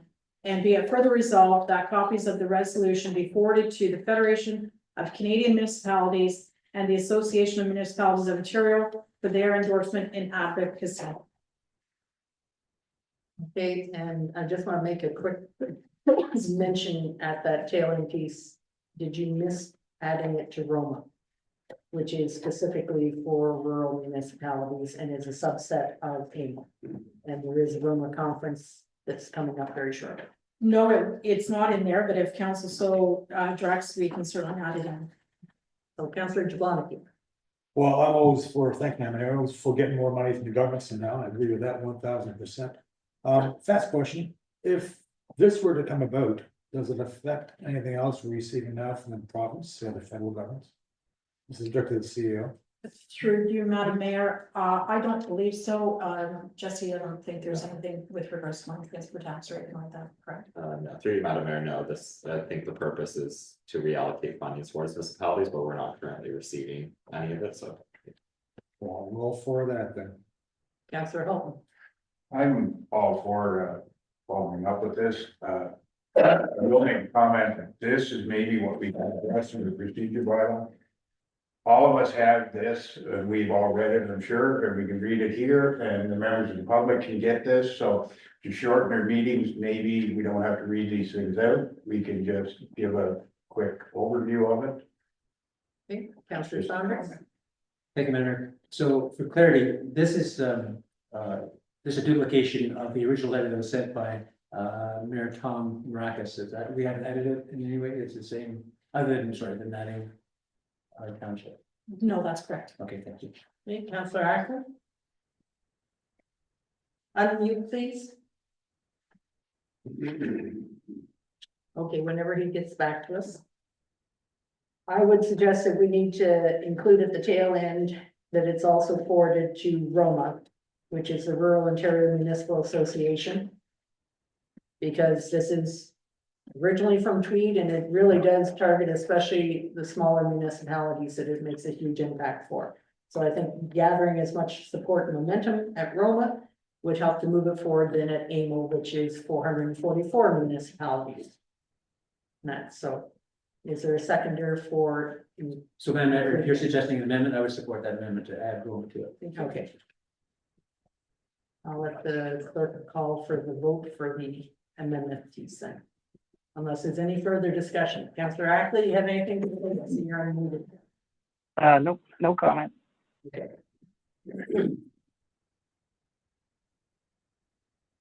So if everyone's okay, I will just read the last paragraph, which has been amended.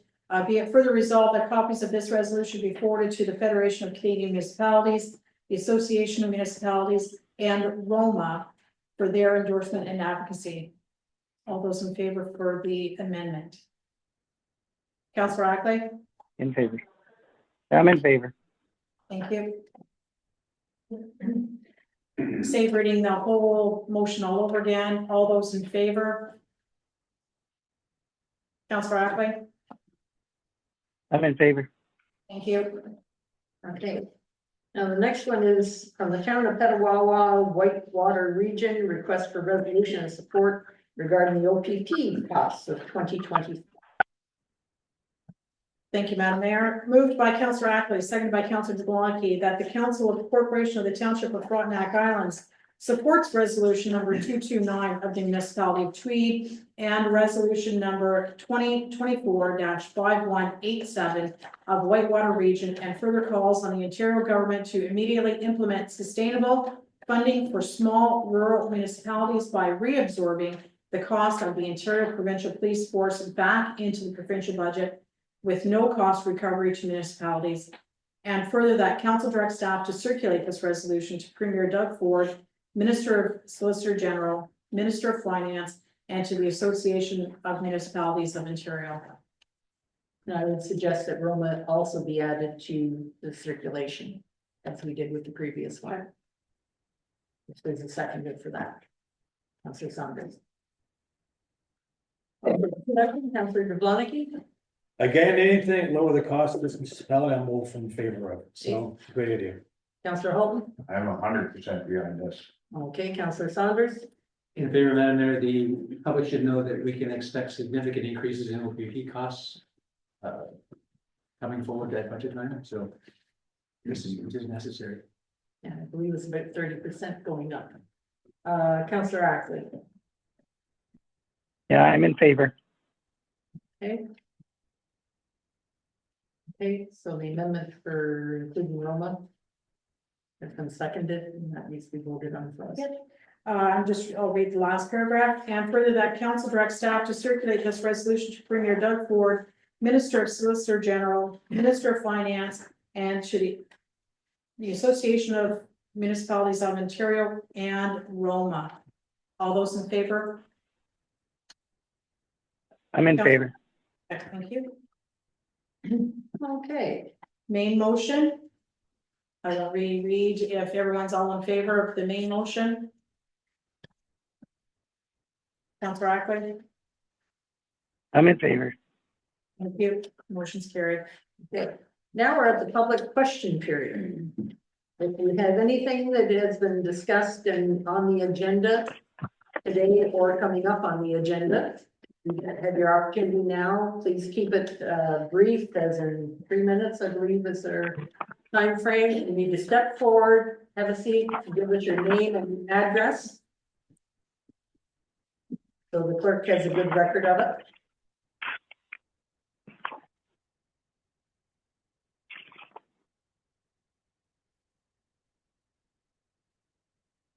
My name is Martin Monster. I live at 289 Ninth Line Road.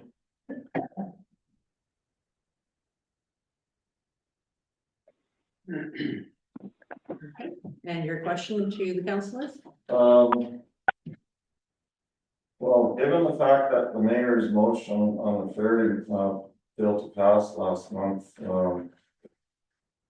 I should say I'm a member of this group that we heard this morning, the delegation from Deb's Singer.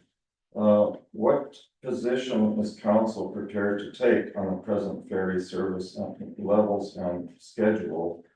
For example, is council prepared to pass a motion that mirrors our motion and our petition to the provincial legislature? No, our group is kind of learning how to dance together as a team. None of us knew each other in the last, so a couple of weeks ago. I'm hoping that in some way or other that the council will also be able to work together with us and try to improve things. Thanks. Councillor Jablonski? As I just mentioned a few minutes ago, we're at the third term now, we have to start working together a little better, so we're gonna try to make that promise stick. That's all I can say, we'll try to work better towards ferry systems. As for schedules and stuff, we have to keep working through our CEO to the town, to the MTO. We'll get there, we'll keep on working the best we can. Is there a specific question you want to ask? A motion like similar to. No, this specific, is there a specific question you want to ask? That's what he is asking, if you would move a motion to mirror their petition, I believe was the question. I think we went past that stage of the game today. We actually have notice of motions coming up, so your answer is yes or no. Support the motion, sends petition to the MTO. I just don't see how that's gonna help the whole other petition we've sent in, that's this council's preview, so. At this point, I need more information, I'm not really prepared to pass that now. Okay, Councillor Holton?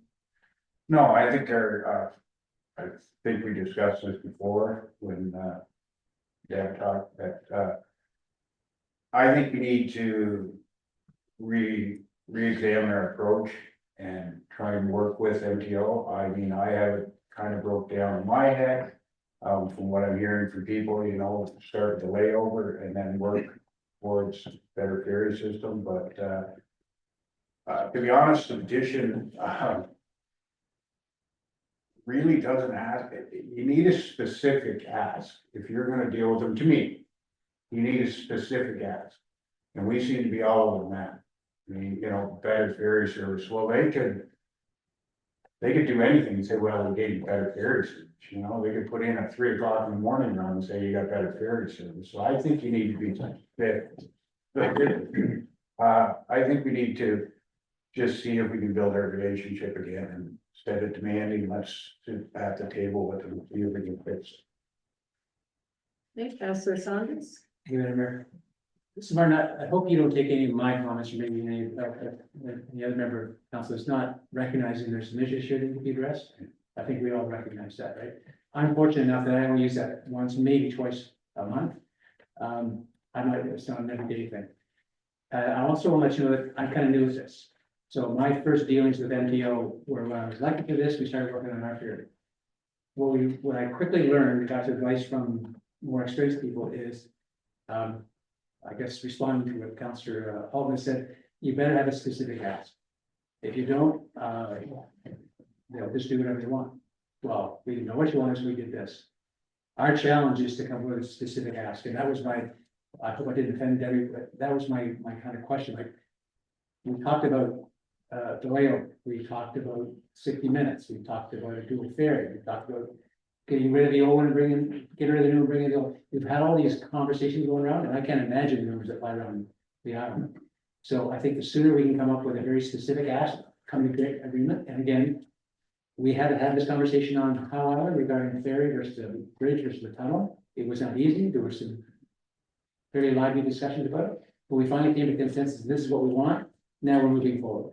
We have a VOR, veteran record that issued. They're moving the next step this month, this week, I believe, and we'll get another update from MTO regarding the next step. Doesn't mean we're going to get a new ferry. Just means that we're in the process and they're working through it. So we can move their direction of what we want them to work on. And I think that's our challenge is what is the right message we want to send forward. So I hope that helps. Okay, Councillor Acton? Again, I'll put my words in there. We're not going to get anywhere with the ferry being any faster till it's finished.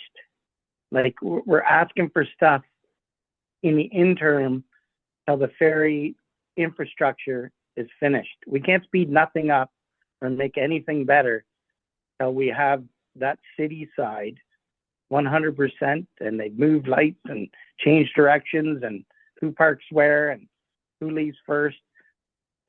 We are all wishing to get back to a similar ferry as we had before that's bigger and it runs at least the same numbers. For now, I think we're waiting until they're done the land side of the situation, and we'll be able to move on 100%. You know, right now we got ambulance issues that I see twittered every day. If we had a better paramedic system and a better doctors on the island, I think things would move faster there too. So we're all moving at stuff to try to make it move forward, and we appreciate everybody's input to try to make motions for things to move things forward. But some things can't move forward till some things are finished. That's my words. Okay, and as I said, I'm very pleased that you put the petition together, and the motion that I brought before did fail. A consistent message. I don't have to reinvent the wheel. I'm using the wheel that they invented in 2011 after 2 years of consultation and experts on telling us what we need for transportation. It's a dual ferry service for 20 years, followed up by a bridge. So that is not wishful thinking. That was their plan, and we have them presenting to council, including, I have the video of them in 2017 presenting to the city. We have them in different aspects of writing up to 2019 that was their plan. I don't accept that they can just unilaterally change a plan, because the economic development, the health and safety of this community, the tourism, everything needs to move forward in that, and we've had to put housing even on hold because there isn't adequate capacity or frequency for the transportation. So I don't see it as a difficult thing, but I won't get support, as you just heard, and that from council, and that to have that unified message of making them live up to their own report. So I'm glad that the community is stepping up. Councillor Saunders. Thank you, Madam Mayor. I feel I need to respond to that. Your motion was for, I believe it was for a dual ferry service.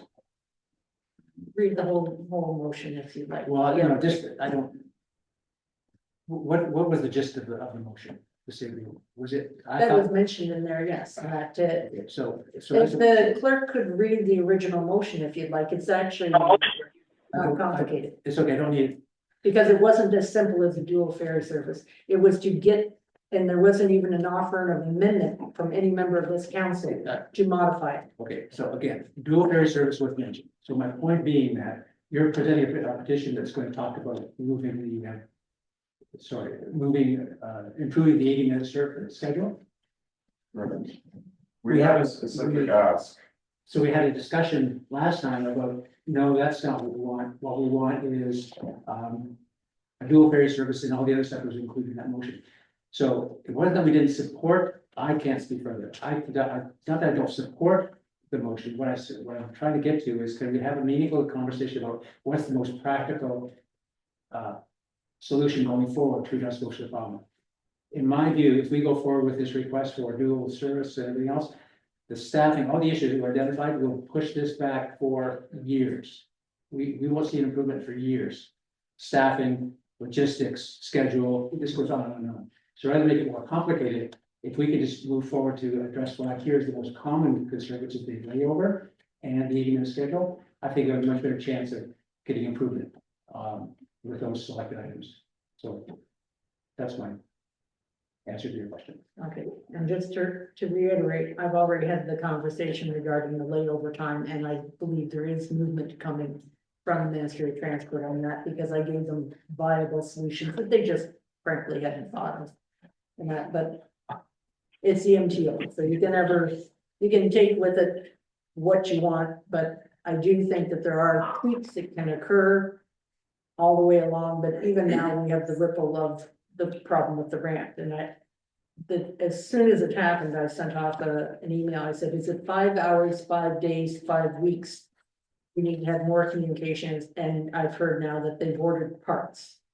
Okay, hopefully it won't take as long as that ramp did when they worked that, and it took months and months. I have no idea, but I don't know whether they do either. Councillor Saunders. Again, Madam Mayor, I think what we're demonstrating here is that there's the exact opposite of unified.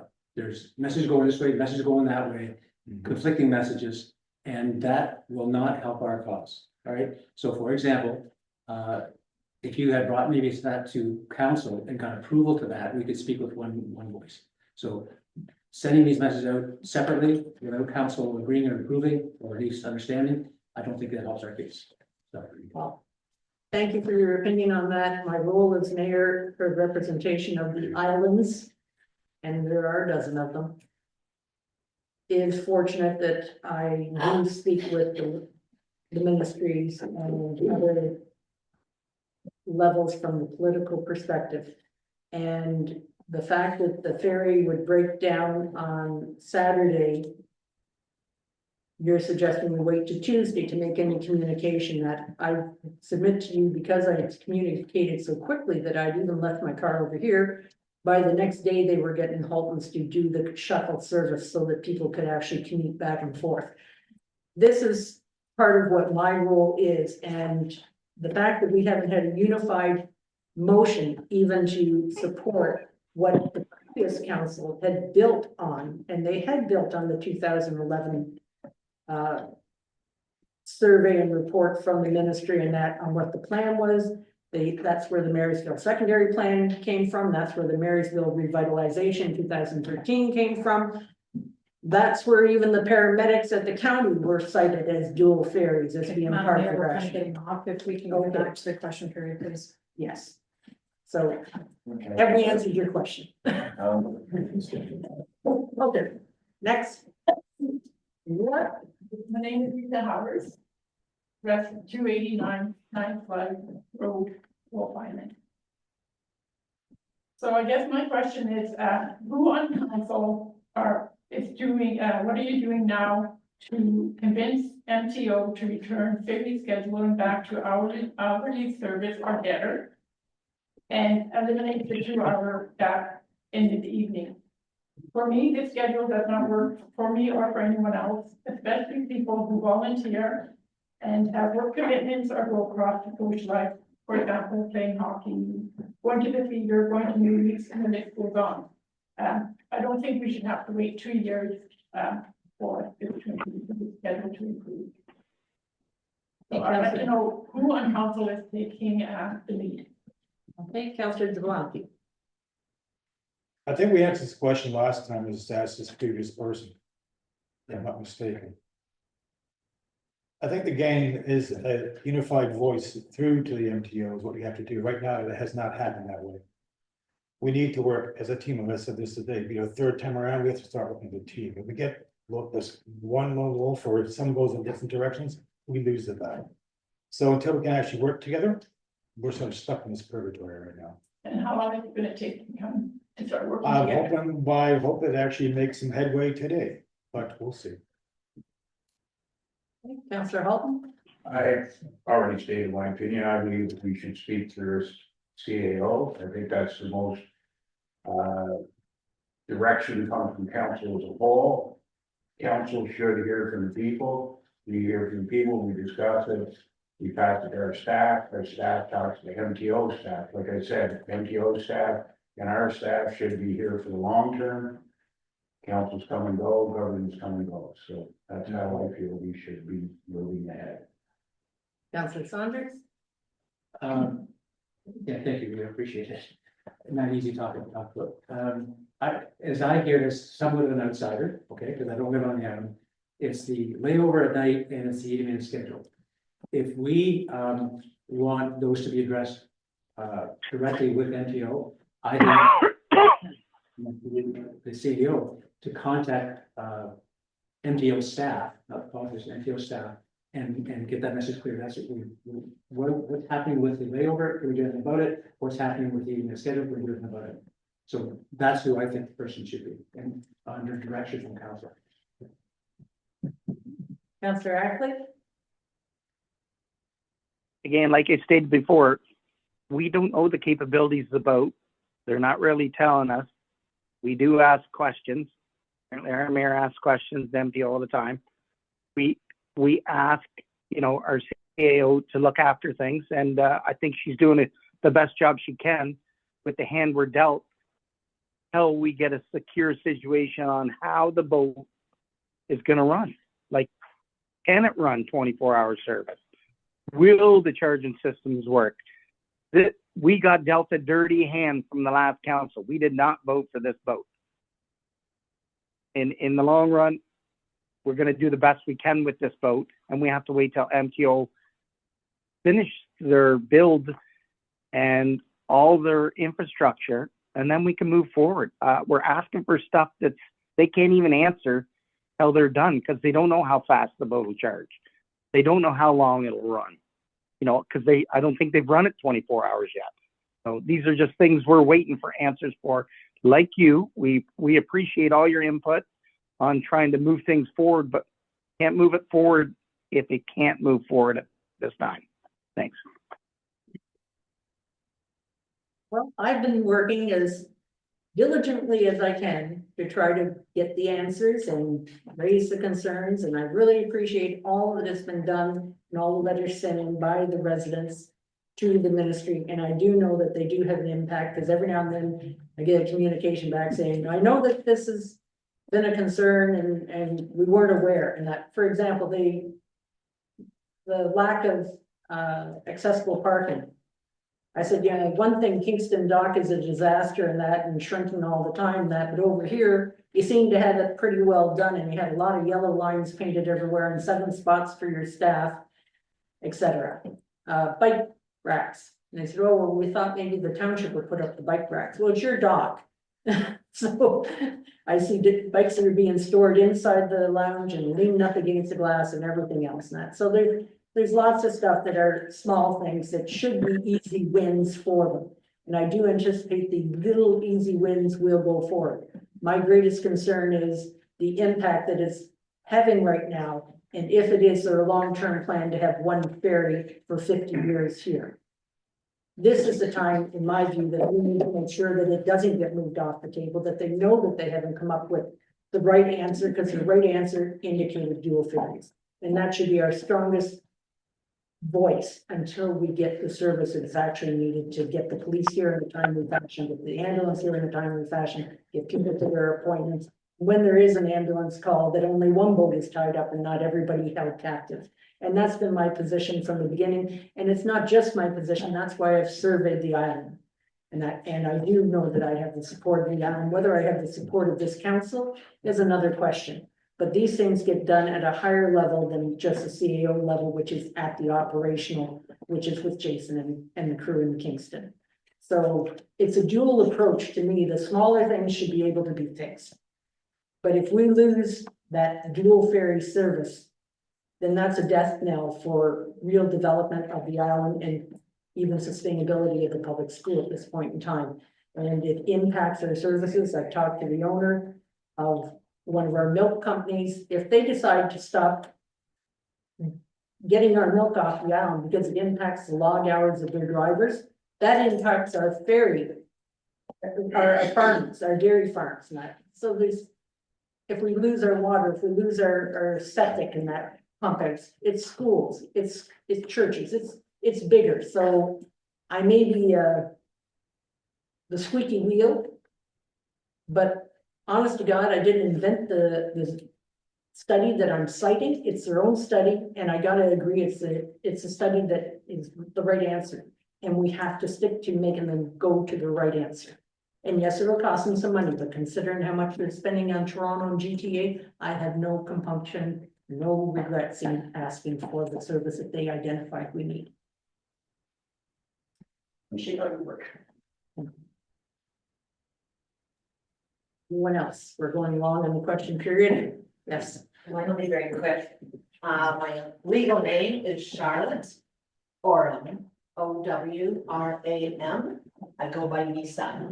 I was one of the co-writers of the letter to council and the mayor. So quick question, there's lots of rumors about Wolf Islander 3 and that it's going to leave us and be in the Amherstview. I just got an email today, it's brought back in service because the Wolf Islander 4 has been pulled out of service for 24 hours. So my question to council is, what is happening with the Wolf Islander 3? Do you know, will it be our backup boat? That's my question. Okay. And unless anyone's talked directly with the MTO on that one. Councillor Jablonski, have you? No, firstly, of course, no, the Wolfie 3 is back in service, I believe. Just got an announcement. Yeah, Wolfie 4 is actually being at the Marysville dock. I understand it's being fitted with the deck again to get the dock open properly. Yeah, So quite a long email. there's your, I guess that'd be a 24-hour service. I guess Wolfie 3, that's really up in the air right now, isn't it? Okay, Councillor Holton? I've not talked to anybody directly, they do the official word, what the word is, the 3 is our backup, but it's going to be located in the Amherst. Do you know the transport time? Transport time. To come from Amherst to Kingston, if it were needed. That could vary on the weather. And the crew availability. Councillor Saunders. I have no information, sorry. Okay, Councillor Ackley? I have no information, no. Okay, I do. And that they've assured me that the Wolfounder 3 is to remain in the area to be the backup boat. My most recent question back to them was, where is the Frontenac 2 coming back to? Because the Wolfounder 3, the reason that they gave for moving it from the Marysville dock was because of the drop in water levels. I can't confirm or deny that that's the case. The other rumor is it's out of sight, out of mind, but whatever. They have assured me that Wolfounder 3 will remain our backup boat, but my urgency is making sure that the Frontenac 2 also comes back to the area, in which case they would need to probably rent space over at Elevator Bay or some other suitable deep water dock for it. And that's part of the reality that we have a broken down boat already, and that we haven't even gotten to the bad weather yet. So, but they have assured me that Wolfounder 3 will be staying. I take them at their word, at my peril. Okay. Thank you.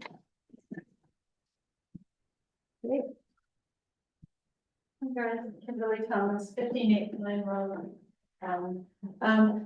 Okay, so we're gonna work together as a group to communicate with the Minister of Transportation and those guys. So how do we do that? What's the next step? Like, as residents, we're kind of uncomfortable going away saying, okay, you guys are gonna take care of it now. How, when, what? Who do we talk to? Do we talk to the CAO? Do we talk to the mayor? Do we talk to you guys? What is our next step as a residents group to make sure that some action gets taken and that we do sit down and talk to you guys about our ideas? Okay, Councillor Bonnet. I'm gonna go off, thanks, man, I'm gonna call off, Saunders, Council Saunders' ideas. Let's get a specific ask. Not 14 different, let's get a specific ask, and then, well, that's what we're trying to do today, is, get these So we're specific gonna get asks an in ask place. this meeting today.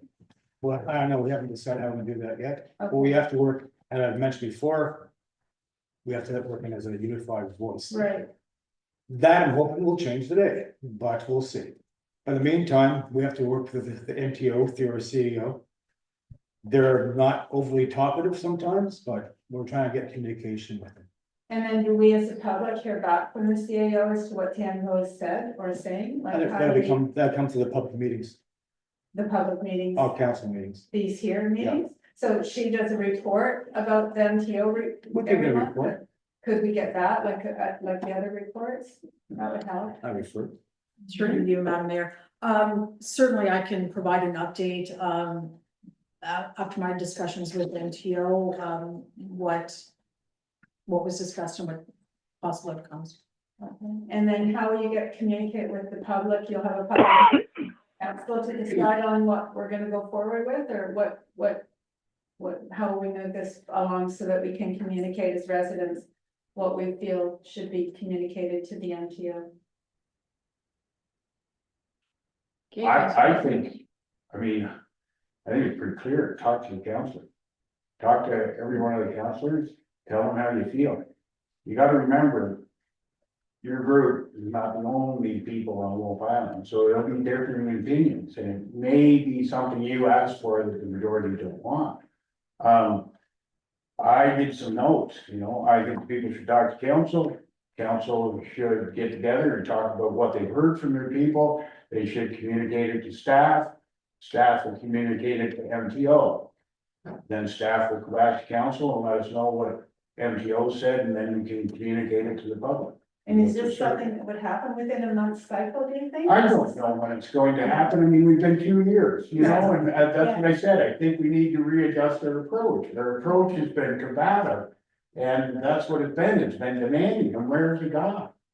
Okay, We've but got nowhere, so right? can we So- set a date here where you guys will meet with the public, or you don't wanna do that? You want us to contact you individually? Yeah, I would sooner, get a hold of the individual counselors and let us know. And all You four wanna councilors, or communicate. just the two from Wolf Island? I'd say it's front my guns, get a hold of everybody. So that's. But like I said, just remember that yours isn't the only opinion. You may not get everything you want, it may come out that you hear from other people and there's different opinions. They don't want 60-minute service. Everybody would like to have 60-minute Then let's service and go for everybody it. would like to have the layover. It's not physically possible. Right now, we went through this with this ferry and their docking system right now. Right today, we can't get to 60-minute service. I don't know about you, but every time I'm on there, I time how long it takes to go across, I time how long it takes the ramp to go down, how long we can pass and drive, how much delay there is at the light. It's not possible right at the present time without putting a second ferry in service, and they're gonna be very reluctant to put in that second ferry service because it really needs to go for a retrofit. So I would love to see it, but I think we need to be patient. Ask for the wins that we can get, like the layover. Okay, Councillor Saunders. Thank you, Marie. And I snickered only because I thought, as you're asking for those dates and times, you must be a project manager or something. No, this No. thing makes sense, like, thank you. I think your group has done an excellent job of telling us what the issues are. So what I'm hearing is, able schedule and this 2-hour layover at night. And that's sort of top line of what I'm hearing, short term. I would like to see council direct the CAO to get in contact with, I guess, senior MTO officials, whoever.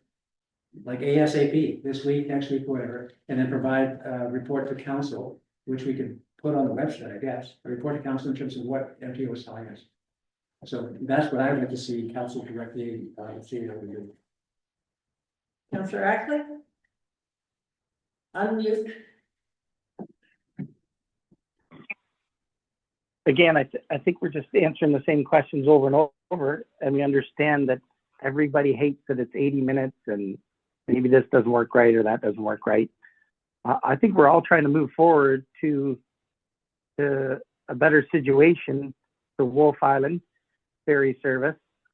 At this point, again, we're gonna have to wait till they get the things rolling 100%, and then maybe there's no arguing about anything or any complaints. You know, we all might be happy, but we're not gonna get there till it's done.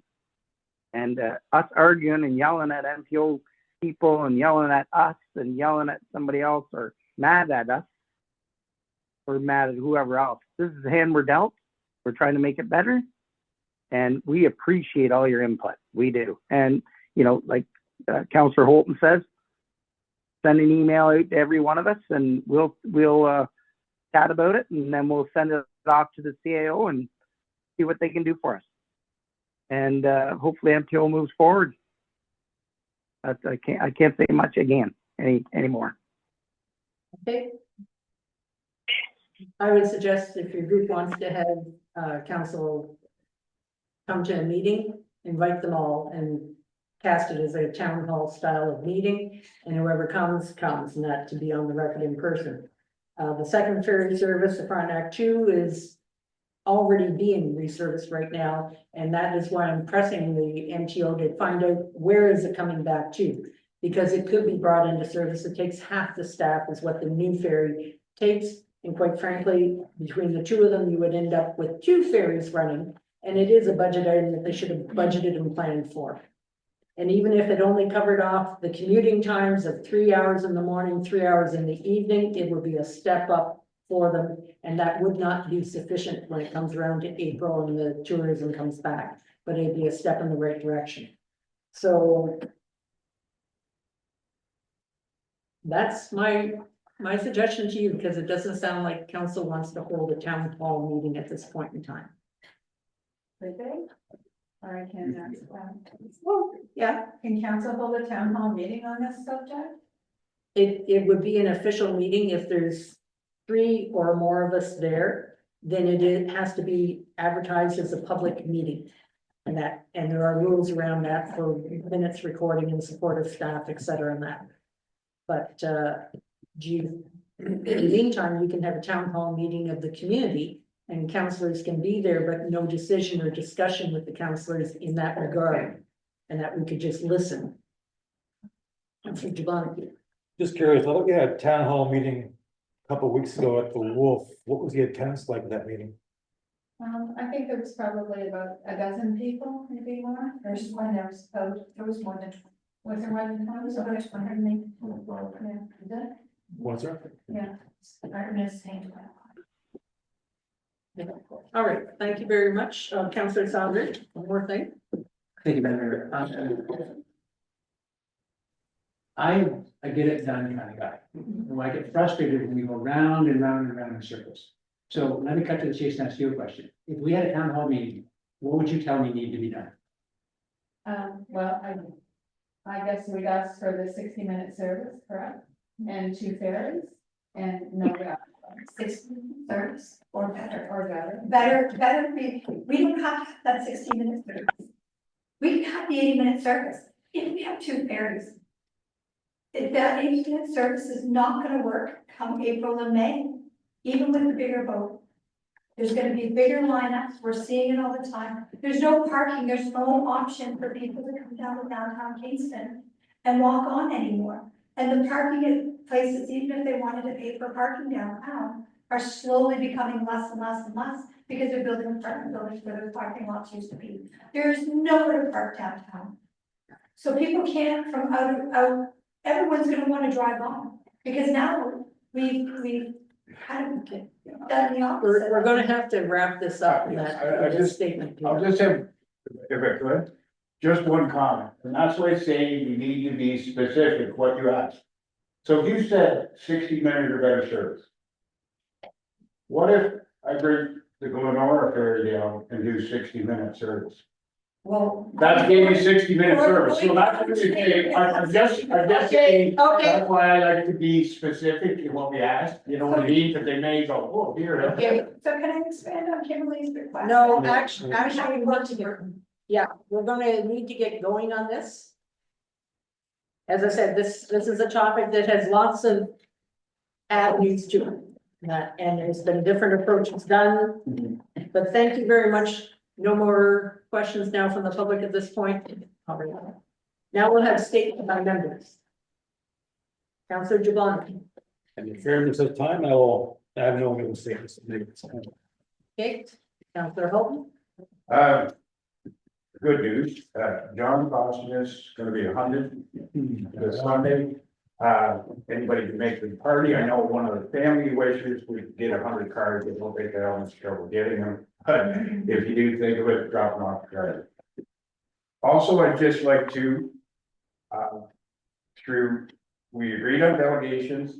I would just like to hope that we can work together and we'll choose who goes to speak, and we'll have the material that we all agreed on well before we go. That's all I ask. I would just like to be organized, and like Councilor Ackley said, sometimes if it's boats that we're dealing with, maybe Councilor Ackley, you as a boat guy, is the best guy to speak. So I'd just like to put that on there. And Okay, Councillor Saunders.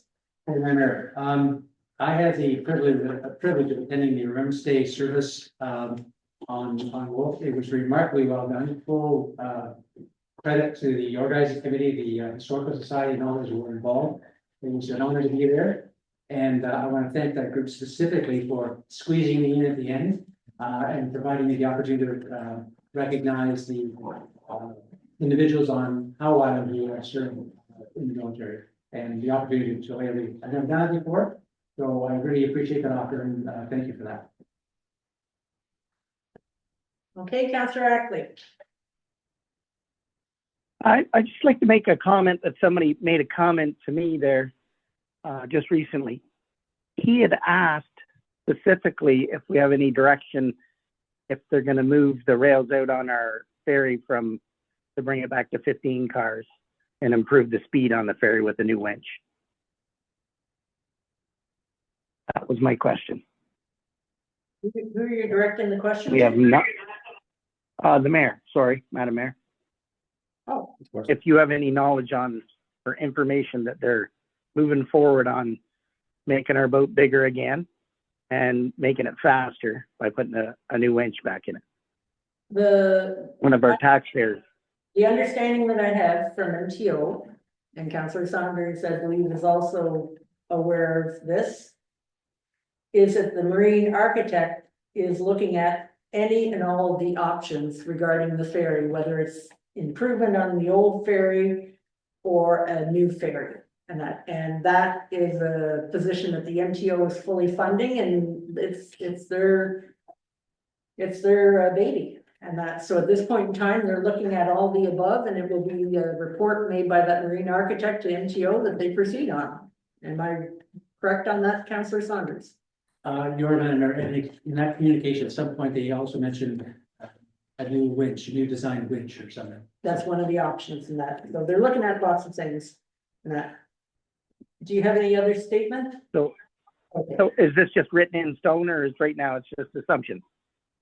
No, the But they're marine gonna fix architect this has up. been, an RFP's been sent out. They had a short list of 3. They're making their selection in a very short order, and the terms of reference were in the RFP, and as far as that we know, we are sitting back for the experts to come up with a report to the MTO and their recommendations. Excellent. Okay? So Thank you. from- Yes, that's it. Okay, and I also want to reiterate, it was a wonderful Remembrance Day service, even with a little bit of raindrops at a bit of it. Wonderfully attended. John Caution's birthday. Unfortunately, it's the same time frame as my granddaughter's 4th birthday, so I'm going to see him before he goes up. And if they're looking for at least 100 cards, and that, the only thing I'd say is try to print big cards, because his vision is poor at 100. And that, but he is a wonderful source of knowledge, and he also has a personal book that he's published, and he has 150 copies of it apparently for, I think they're charging $15 and that, and it's just a fascinating story of how the man has spent his time in that, from Holland to here. Wonderful. And there's also an article coming out soon regarding George Horn and that, and Brian Johnson's been writing it. He was chatting with me even last night, but it'll be in the Thousand Island Network magazine, and I believe it'll also be in the Wolf Island Historical Society, and probably even further, because George was well respected in the industry and well loved, especially on the Cape Benson side. They took it very hard over there, very, very hard. And I thank the community for tackling the issues that are challenging to us, and continue on. Wolf Island and Howe Island have always had ferry issues that have come up periodically. And someone with 200 years of history in here, and I've seen multiple ferry challenges come and go.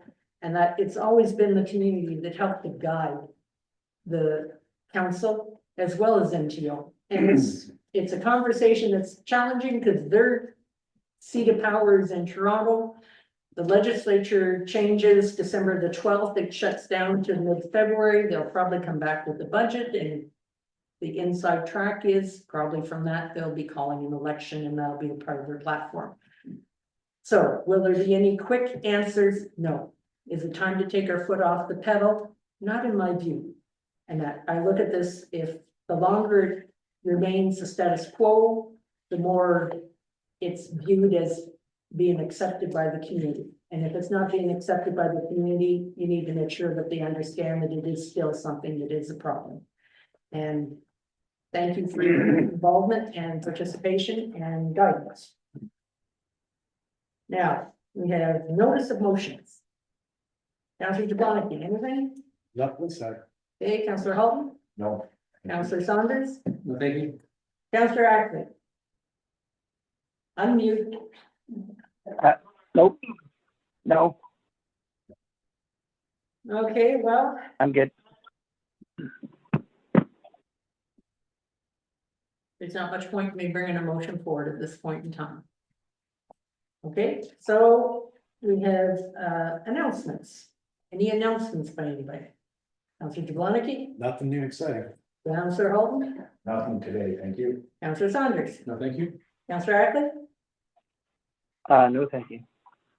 Are we gonna have a Christmas parade this year? Do we have a date? Yes, we are, December 1st, December 1st is the announcement for our Christmas. same day as the village bazaar or whatever.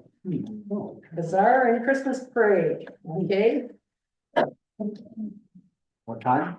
The parade will leave the fire hall around 4:30.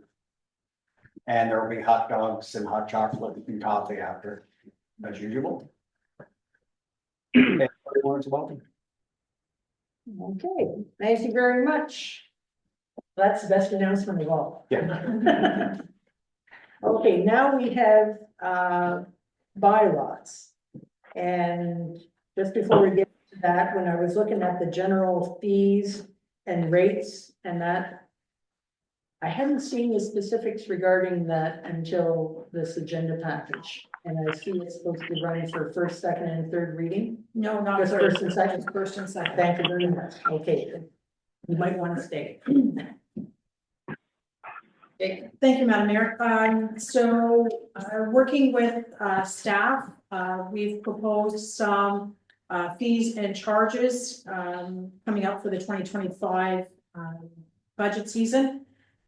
So together, we're just looking for first and second reading for this fees and fares. And then if there's any amendments or anything like that, we can bring them back to the December meeting. We're not proposing at this point in time any fees and fares for recreation services. It is primarily, fees for services for the administration and, public works and fire department. Okay, any questions, Councillor Jablonski? Thanks, Madam Mayor. Just looking through the stuff here, Vanessa, and yeah, I see minor increases here or there. Other than that, no real questions, nothing stands out. Thank you. Okay, Councillor Hall. No questions on this. Okay, Councillor Saunders. Just congratulations to Vanessa, your team, your staff for identifying all these very detailed and numerous aspects of the organization. So I appreciate you bringing all that forward. Thank you. Okay, Councillor Ackland. No comment, no. Okay, I got a question. The mobile food truck for $500 fee, is that a yearly fee, a seasonal fee, or It's an what? annual fee, so it would run from, for the calendar year. Okay. The fence viewing application, Yes. I just didn't understand. It already goes through the CBO, The fence viewing does not go through the chief building official. no? No. So what do we do for? fence So viewing? there's regulations under the Fence Viewing Act. There's actual forms and everything, if there's a dispute with regards to the fence line, whether it's boundary or whatever the case may be. There's actual applications that has to be filled out. We have to have fence viewers attend, and a decision is made based on the attendance of the fence viewer in conjunction with the property owners. Okay, another one was history search per hour rate of $60 an hour. Where did that come? So that is to cover off staff time to do any kind of record searches that we would have to go back into any kind of archive. It's just to try and cover off staff time. But if we have a MIFPA for And FIPA, MIFPA, it's $7.50 per 15 minutes. correct. So those go hand in hand.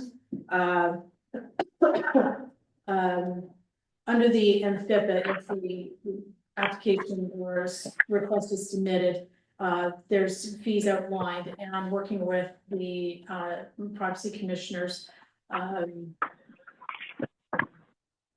What you have to do is, once it's received, you research, you go through, and you have to provide 30 days of receipt of that, and estimated cost of what it's going to be to recover all those costs. And if they agree to pay it, they pay half of the fee up front. We do the work, and then they pay the remaining fee.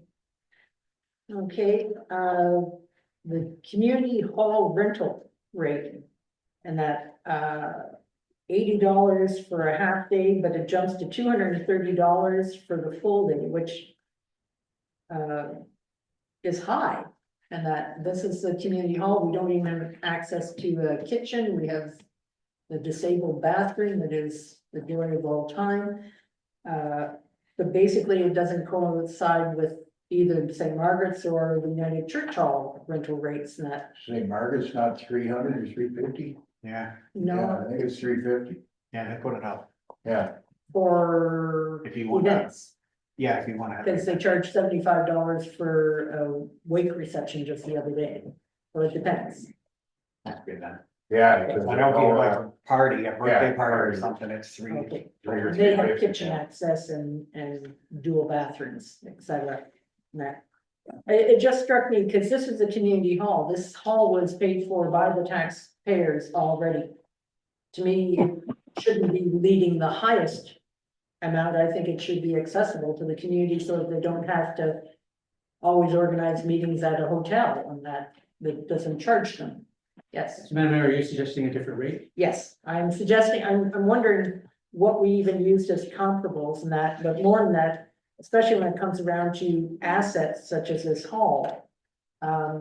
It gives me pause and concern because I don't know the specifics of even the gallery renting it next year and things like that. And this is the community asset that has been well utilized, and I'd hate to see us actually price it out of the reach of the community, especially. So Madam Mayor, if I may, if you read down a little bit further, it does say for extended, rentals, it can be worked out with the CAO and treasurer, so. Yeah, it just doesn't say what the specifics were. No, because it would be worked out, so we would work with the group looking to rent it for a specific period of time. Okay, and one other thing jumped at me was under the fire department and intentionally filed an unfounded complaint. We charged them $125 for what? is determined So as- if I have a beef with you, Madam Mayor, and I call the fire department and say they're illegally burning or they're doing Yeah. something, we have to pay for their time to go out, so it's, I would be the one that would be charged for filing a wrongful report.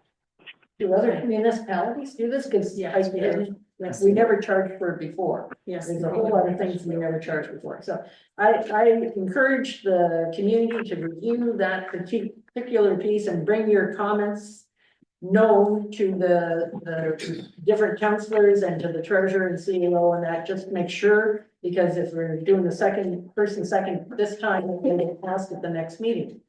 And that's, so if there's amendments that can be brought forward to it, that will be the choice in that, but I just didn't want that to go through quickly in that, because it is significant. Thank you, if I may. Moved by Deputy Mayor Saunders, second by Councillor Holton, first and second reading be given to bylaw number 039-2024, being a bylaw to establish general charges for various services provided by the municipality. Any further discussion? Those in favor? Councillor Ackley? In favor. In favor. Thank you, motion's carried. Now we have bylaw 041-2024, establish fees and fares for Howe Island Ferry. We've deferred that one. Yeah. As well as the 42 for Simcoe. So the last motion I have for bylaws is moved by Councillor Holt and second by Councillor Jablonski that 3 readings and final passage be granted to bylaw number 043-2024, being a bylaw to confirm the proceedings of council. All those in favor? In favor. Okay. Now, we're going to adjourn at 57, just under the 3-hour mark. Thank you. Moved by Councillor Ackley, seconded by Councillor Jablonski, that the regular meeting of council held on November the 12th, 2024, adjourned. All those in favor? The 18th. Thank you. Yay. In favor.